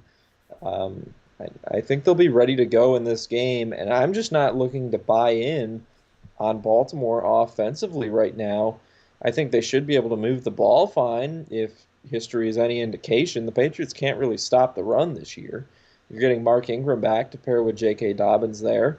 Of course, Gus Edwards as well, and Lamar Jackson himself. But I don't know. I just feel like Belichick might have something up his sleeve. You're getting 7 on a home underdog. Let's see here. What's an interesting trend? Here you go. Head-to-head trend. Underdogs 6-2-1 against the spread in the last 9 games of the Ravens-Patriots head-to-head series. So I will take the home dog at Foxborough This is where I thought the third leg of your teaser was coming from. Ravens down to a point and a half, but No. I'm on the other side at the straight spread, and then just looking at the total here for kicks, 43 and a half. I'm seeing out in Vegas right now. Um, I would lean under, but nothing jumping out at me, I guess there. I do though. I think it's going to be an ugly football game, and the Ravens they'll be able to run the ball against New England. That's going to shorten the game. The Patriots will want to run the ball. How effectively they'll be able to do so, I guess that remains to be seen. But could be a fast-moving game, and so I would lean the under there on the total.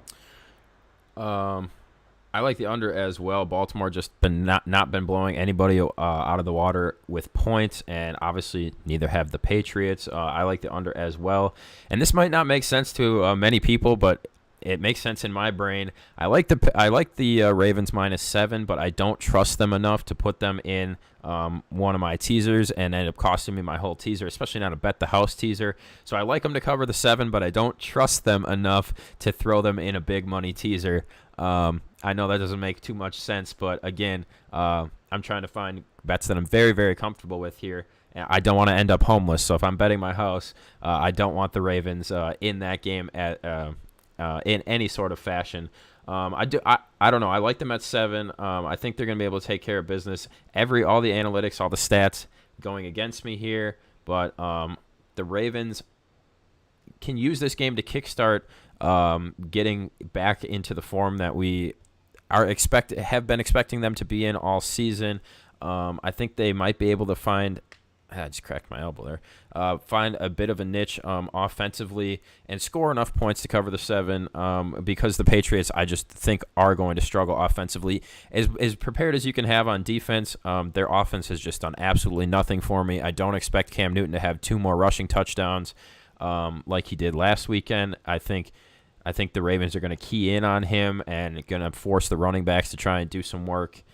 I'm going to stick with the 7.5 here with Baltimore. Again, you're playing against a quarterback who's thrown 2 touchdowns all season, and Lamar Jackson's been bad at passing the ball, but he's got more than 2 touchdowns. I'll stick with the Ravens here in Foxborough. I think I had one more point on this game, but I can't remember what it was. If it pops into my mind, yeah, go ahead. My last would just be, again, low total. We're both leaning under. Tough to cover full touchdown spread here. It makes me I don't want to sway your opinion because it's your opinion, but I don't know. I'm very much on the other side, I think, and who knows? Could be a 40-10 Ravens route, and you'll be laughing to the bank. So, well, I don't even, but I don't even know if it.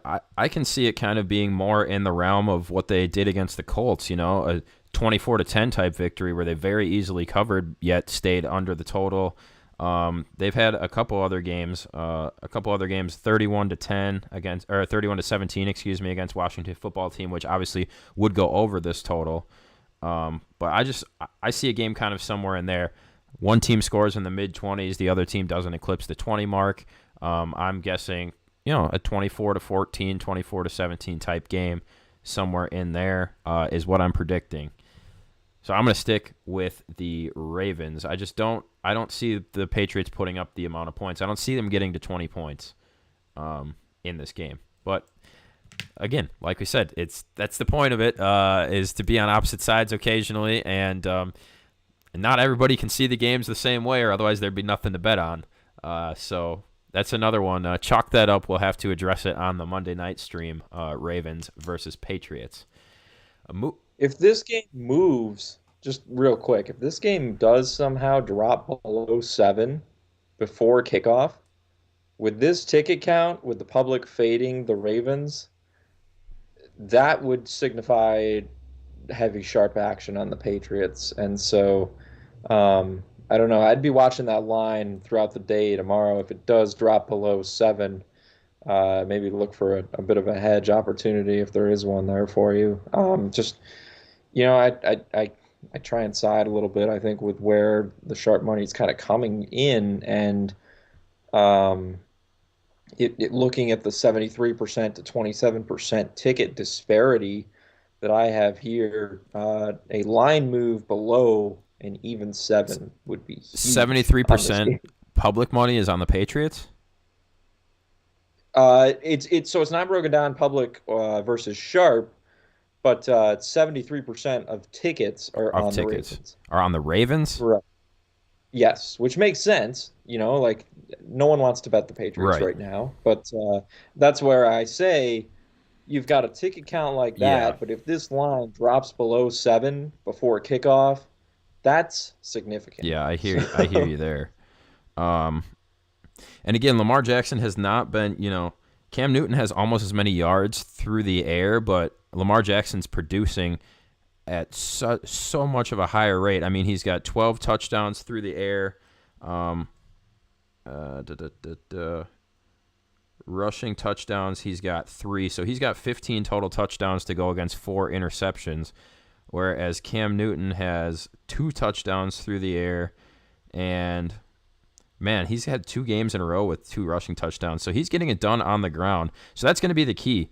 2, 4, 6, 7, 8. He's got 8 rushing touchdowns this season. Wow, that's crazy. So that's going to be the key. If you can contain Cam Newton, if you can force them to get it done on the ground elsewhere, I think you're in good shape. But if Cam Newton's able to do what he does best, I don't know. Maybe you're right. Maybe you're right, and it'll be the Patriots that's why they surprising play the everybody. game. Exactly. That's why they play the game. That is impressive, though. 8 rushing touchdowns for Cam Newton. I guess it makes up slightly for the 2 passing touchdowns, but come on, dude. You're a quarterback in the NFL. You've played going on 8 games now, and you've got 2 passing touchdowns. That can't be. That can't be. That's a lack of weapons for me, in all honesty. But Well, I mean, definitely, uh, that definitely plays into it, and there's no rapport between any of these guys. There's just not. Cam Newton has missed time from COVID and other things like that, and their offense is so heavily designed around him on the ground. I don't even know how much they practice passing the ball. So it's how much of a rapport does he have with these guys? And the guys that he has are, it's a lack of overall talent. Not to disrespect any of them, but look at their receiving core up against literally any other team in the NFL, basically, and they got a lack of talent. So I agree there, but still, as a quarterback in the NFL, you got to find a way to get the ball in the end zone more than, through the air more than twice. Again, you have 8 rushing touchdowns. It kind of patches that wound a little bit, but that's the key for me. That's the key. If Baltimore can keep him out of the end zone using his legs, then I like Baltimore even more in that game. But I guess we will see. Again, we'll address it on Monday. Any final thoughts? Or otherwise, let's move on and wrap up with the Vikings-Bears. yeah, let's finish up. We're near 2 hours, As so we always are. As we always are. And again, thank you to those of you who are tuning in to our early show today, or if you catch the replay, we'll be retweeting it and stuff throughout the day. I got my play-by-play job tonight. My hockey team's 2-0 on home ice. They finally got to play another home game, first one since October 7th because of COVID. Would have been 3 weekends in a row now that the games would have been had to have been rescheduled. But there was another team that also couldn't play their opponent because of COVID, so now that team just came up to Wausau, and they're playing a makeshift series. But it feels good to be back on the mic and back calling play-by-play for an actual good hockey team for the first time in a few years. So, yeah, I got that going on tonight. And, Henry, I know you're doing something tonight as well. So that's why we're doing the early stream. So, anyway, thank you for being here with us or catching the replay. Final game, Monday night, Vikings versus Bears. As you alluded to earlier in the stream, the Vikings have been playing better football, especially compared to how they started off the season. Dalvin Cook is an absolute monster. But the Bears have been good against the run. The Bears have been good on defense overall. My question in this game is Nick Foles. What is Nick Foles going to be able to do? What is that Chicago passing offense going to be able to create against the Vikings? Bears getting 2.5 points here, which is kind of wild considering the Vikings are 3-5. Bears they started off great. They're 5-4 now, so I guess it's not that big of a difference on as far as record goes. But 2.5-point underdogs are the Bears. NFC North football. I'm not really sure how I lean in this game. I might not make my decision till Monday, to be totally honest. Yeah, I like the Bears here a lot. 1 to 2 point favorites, depending on where you shopped on the look ahead line. And now all of a sudden, the Vikings go out and beat the Lions, and they're going to be a 2.5 point favorite in this game. I really don't get that whatsoever. It's even ticked up to 3 at a couple shops. Doesn't look like the market's letting it go higher than that, though. So um, settling around 2.5 could move, though. Of course, with a little extra time before kickoff. Bears are normally a very public team to back, and 56% of the tickets are on the Vikings. Tells me the public is on Minnesota here.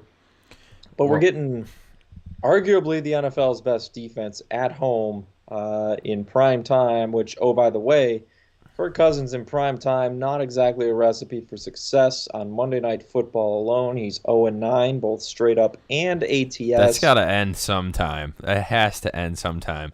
But that is horrible. That's one of the worst stats in all of the NFL. You're 0-9 against the spread, too. Not even straight up, but ATS, like 0-9. That's horrible. Yep. And, if he's going to win ATS, he's going to have to win outright here this week, being the short favorite. Bears are 4th overall in adjusted efficiency defensively. Very good both against the pass and the run. I think Dalvin Cook's able to do a little bit in this game, but it's not going to be like the past couple of weeks, no doubt about that. When you had Packers and Lions defenses that are very poor in terms of allowing fantasy points and just stats to running backs. Vikings are running the gauntlet here. If they're able to knock off the Bears somehow, it'll be a clean sweep 3 straight weeks against the division. That's not easy to do. Yeah. And I know Minnesota's defense has been playing better in recent weeks, but you got Allen Robinson, Anthony Miller, Darnell Mooney. I know those other 2 names aren't necessarily exciting to some people, but some guys who can stretch the field and do some work on some cornerbacks, of which the Vikings have inexperience there still in the secondary. Chicago might be able to air it out a little bit in this game, and they might actually have to with David Montgomery not practicing here this week, and his status very much up in the air. Maybe Cordero Patterson does a little bit. That would be a throwback. It's a revenge game for him there, too. Yeah. So that's what a handful of fun revenge games on tap this week. But, I'll take the Bears getting points at home. Look ahead line versus now. That's clearly where the value lies for me here. No questions asked. And on the total, sitting around 43, I would be leaning under there. Once again, these contrarian unders. I just don't. I don't know that either side is going to surpass 20 points by a lot here on Monday night. Well, there's 2 separate streaks on the line here, and as you mentioned, the Vikings, if they beat the Bears, that'd be 3 weeks in a row beating divisional opponents. Tough to do no matter what division you are, no matter which team you are. But they had an impressive win against the Packers, which the Packers helped them a lot by just being bad that week. And then they beat the Vikings by 14 points.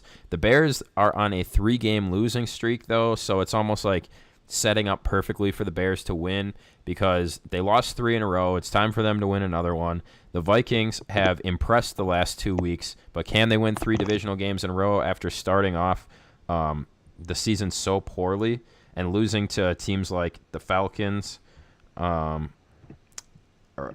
just a week before they beat the Packers? I don't know. I think you're right. I think all things are lining up for the Bears to win this one at home. Dalvin Cook has been the key for them. He's been insane. I think he put up 6 touchdowns or something over the course of 2 weeks. He's not going to be able to do that against the Bears. This might be a week to fade him as well because I'm sure his rush total numbers have climbed over the last few weeks. He's probably sitting somewhere around 80, 85 yards or so for an over-under. Let me pull that up here. Sorry, I got to go to player props here. So Dalvin Cook, total yards. Why am I not seeing it? Oh, there it is. Rushing yards. That can't be right. They've got the line at 33.5, and the over is minus 835. What do you got going on here, DraftKings? Maybe they'll put out a more updated line because the game's not till Monday. But right now, the Delvin Cook line is at 33.5 on DraftKings. That makes 0 sense For to rushing? me. For rushing, yeah. Yeah, they just don't. They don't have the That's Lions. low. That's way too low. He'll pick that up in 5 rushes. And you got to lay 835. No. So check back on that one. I would say I'm thinking Delvin Cook's rush total is going to be somewhere between 78 and 85 yards. Maybe a little bit lower actually because the Chicago defense is so good. I'm going to say it's between it's about 78-ish yards. I think that's where I would cap it. Maybe try and lean under on Delvin Cook because he has gone off, and the Bears are going to be able to contain him more so than the Packers or the Lions. That's for sure. And I think they're going to want to try and force Nick Foles to throw the ball. But I guess I've talked myself into the Bears here, given both streaks that are on the line, given the fact that the Vikings are still, they've had 2 good wins the last 2 weeks, but they're still a 3-5 football team with Kirk Cousins as their quarterback, and they're playing against one of the best, if not the best, rushing defense in the entire NFL. So there you go. There's a couple nuggets. Maybe consider fading Dalvin Cook if his rush total is anywhere around 75 to 80 yards. Any lower than that, though, even against a great defense, I think he still is going to be able to have the opportunities and churn out that kind of yardage and still get his as far as yardage if it's anywhere under 75 yards. I think that's kind of the line in the sand that I'm drawing there. What are your thoughts on, I guess, overall what I've thrown out there and then just this game in general to wrap things up here? Yeah, I like it. The one other point I was going to throw out there is these Monday night teasers. I've been doing all right with those, and you have another opportunity this week. Tease the Ravens down if you want, and tease the Bears up to plus 8.5, plus 9. I think you're getting great value on both sides. I would like that teaser a lot. So, a little teaser action if you're not comfortable backing one side or the other. ATS straight up to finish out your week there. I think I would rather tease the Ravens down than the Patriots up, even though I like the Patriots at the 7 number. But moving it through the key numbers, I think Baltimore should win that game. So you could go either direction, though, with that one. I could make a case for both sides. But, yeah, so some different ways to do it there for you. Yeah, the last couple of weeks, the primetime games have been my saving grace. Last week just did not go well, and I ended up betting the rest of my money in my account on just a moneyline parlay between the Saints and the Patriots. And the Patriots almost cost me there, but they ended up coming through. And the funny thing is, the Saints were the underdogs. They were like plus 145 on the money line, and the Pats were like minus 380 or minus 395 or something like that. And the Pats are the one that almost cost me the little parlay there. So the whole game, I was just like, damn it, I should have just done Saints straight up, but ended up working out for me, and I recouped a little bit of money. But last week was probably my worst week of betting in the NFL thus far this season. And with that in mind, since I'm coming off a terrible week, let me give you a free play here. Very nice little promotion for yeah. yourself before we hand this out to the people. Great little transition there, way to build myself up. I've been talking about it all stream. Here's the way I want you to play this Bet the House teaser if you have the opportunity to make your own tease on DraftKings, FanDuel, any of these. Actually, not FanDuel, because FanDuel only allows you to play half points, which I found out a couple weeks ago when Cody Parkey cost me my parlay. It was the first real bet I've ever placed. It was at a casino in Iowa. I hit the other 2 legs easily, and Cody Parkey missed that extra point. against I think they were playing the Bengals. So the Browns only won by 3, and I was forced to play 3.5 by FanDuel because they don't let you play even numbers for whatever reason. So if you got DraftKings or some other book that you can build your own teaser, here it is. Bet the house parlay. Packers tease down to 7. Bucks tease down to 1. Saints tease down to an even 3. You're getting plus 147 on that. Packers -7, Bucks -1, Saints -3. Now, if you don't have the option to build your own teaser, you can go with an either 6.5 or a 7-point teaser. I don't like the 6 points here because of the Saints line mostly, and the Packers.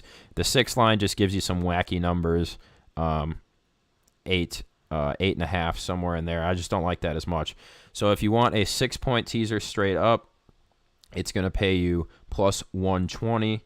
The 6.5-point teaser is going to pay you plus 120. If you want a 7-point, I have this backwards. 7-point teaser is going to pay you plus 120. 6.5 is going to pay you plus 140. So I know it was kind of some mumbo jumbo there. Let me just run back through it quick. Packers -7, Bucks -1, Saints -3 is going to pay you plus 147.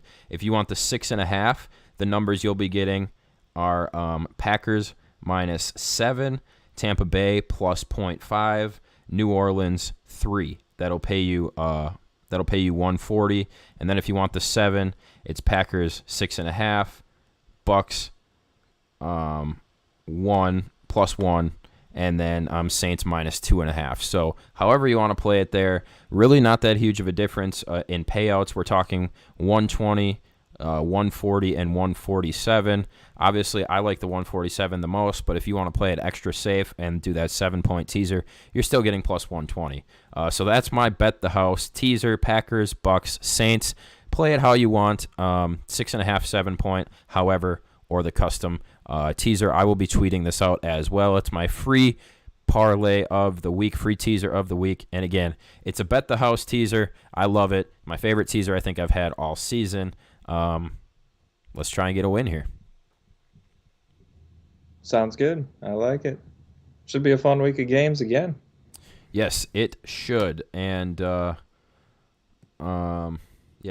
I just have a note card full of like chicken scratch, so that's why I was confusing myself so much when rattling off those parlays or those teasers. But yeah, it should be a fantastic weekend of football. Looking forward to it. Looking forward to enjoying college football the rest of the day today, or at least for the next couple hours before I have to leave and watch some hockey. If any of you out there are ever interested in hearing me do play-by-play, you can head over to hockeytv.com. I don't know how many people out there would be interested in checking out some random junior hockey, but I've got a good team this year, and I really enjoy doing play-by-play for them, so that's hockeytv.com. Of course, check out monkeyknifefight.com. Instant deposit match up to $50, $5 completely for free. Hey, if you've been listening to us this whole time and you still haven't played Monkey Knife Fight for football, I guess maybe that means you're not interested. Maybe I can interest you in some Masters Monkey Knife Fight. I played 2 contests in round 1. I won them both. If you know anything about golf, Monkey Knife Fight makes it pretty easy. It was pretty easy for me to make those first round picks anyways.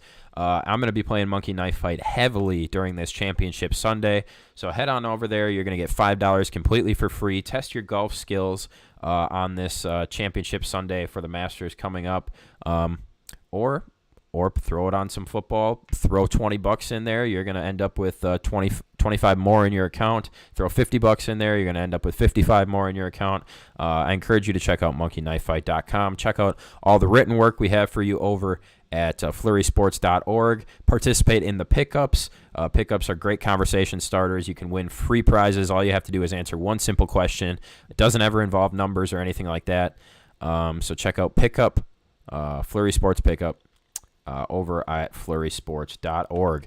I guess that's all the rambling I've got here to end the stream. Follow us on Twitter at Hangtime Sports, at Sunholes on Sport. You can find Zach at Fantasy Flurry. Zach will be live all tomorrow morning like he usually is. Henry, are you planning on doing a stream tomorrow morning? We'll have to see. I'm back home with the folks here this weekend, so for sure. I would have to drive to find some internet, but maybe we can make something happen. I have that same problem. That's why a couple weeks back I went and sat in a hospital parking lot when I was back in my hometown and did the stream because I don't know, for some reason parents just refuse. It's the location for us, not that they refuse to pay for it or anything, but they just live in a place where internet is not available, and I guess your parents are kind of in the same boat. Um, Yeah, but we'll take it for stars in the skies and a nice view and being able to see the sunrise. So no regrets for where I grew up for and you got sure. animals and all that good jazz to deal with as well. So you need the free roaming space up there in you're north like Western New York, right? Northwestern New York, somewhere in there. Yeah, Finger Yeah. Lakes. So Have you ever been to Lake Placid? I have not myself, no, but Lake Placid is amazing. I got to play when I was in eighth grade and then my freshman year again. Or no, excuse me, seventh and eighth grade. I didn't play there in high school, but I played for a team called Wisconsin Pride and then a different team called the Junior Badgers. And we got to go out to Lake Placid 2 years in a row and play on the 1980 Olympic Miracle Rink. They also have the 1932 rink in there and the current practice facility. So that was one of the highlights of my hockey career was getting out to Lake Placid. But it's this beautiful little town.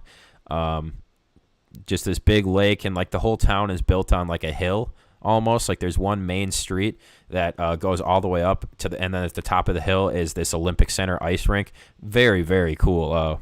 Would recommend getting up there to anybody that's ever in the area, or for you who's I don't know how many hours away from Lake Placid you are, but I'd recommend taking a drive up there sometime.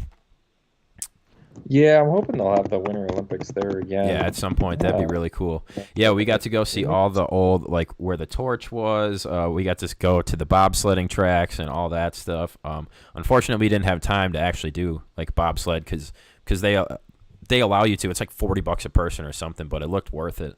But we just didn't have time. We went there between games, and you play 6 hockey games over the course of 4 days out there, so it's a lot. You're very busy, but one of my coolest experiences as a young hockey player. So, anyways, never thought to ask you that before, but yeah, Lake Placid. Anyways, like I said, I'm done rambling. That's full slate for you. If you have any further questions for us, hit us up on Twitter. You can check out pickcity.com. One final week, my picks are on sale for their cheap prices: $4.99 for a daily package, just $15 for a week, and $30 for a month. I'm going to be upping those prices, I believe, after this week. I just can't. I can't be giving away for $5 a day all the time. But I've extended it one more week to everybody, and if you are, the other thing is, if you are a client, if you sign up, I'm going to give you these same prices for the duration that you're with me. Your prices will not go up. It'll just be prices going up for newcomers. So there you go, a little incentive to check out my picks over at pickcity.com. I'm Jake Senhol. Senhol's on Sport. Henry at Hank Time Sports. Any final thoughts? I leave the floor open to you, or otherwise we are going to go watch some college football. Yeah, no, I think we covered just about everything. So good luck everyone this week with your bets, and make sure you stay plugged in to flurrysports.org with plenty of recap analysis after the games, and we'll be getting you set for week 11 next, as we always do. Indeed. Henry and I will talk to you on Monday. We'll definitely be talking about that Ravens and Patriots game. And there was the one other game. It was the Chargers and Dolphins game, I think, that we said we were going to revisit as well.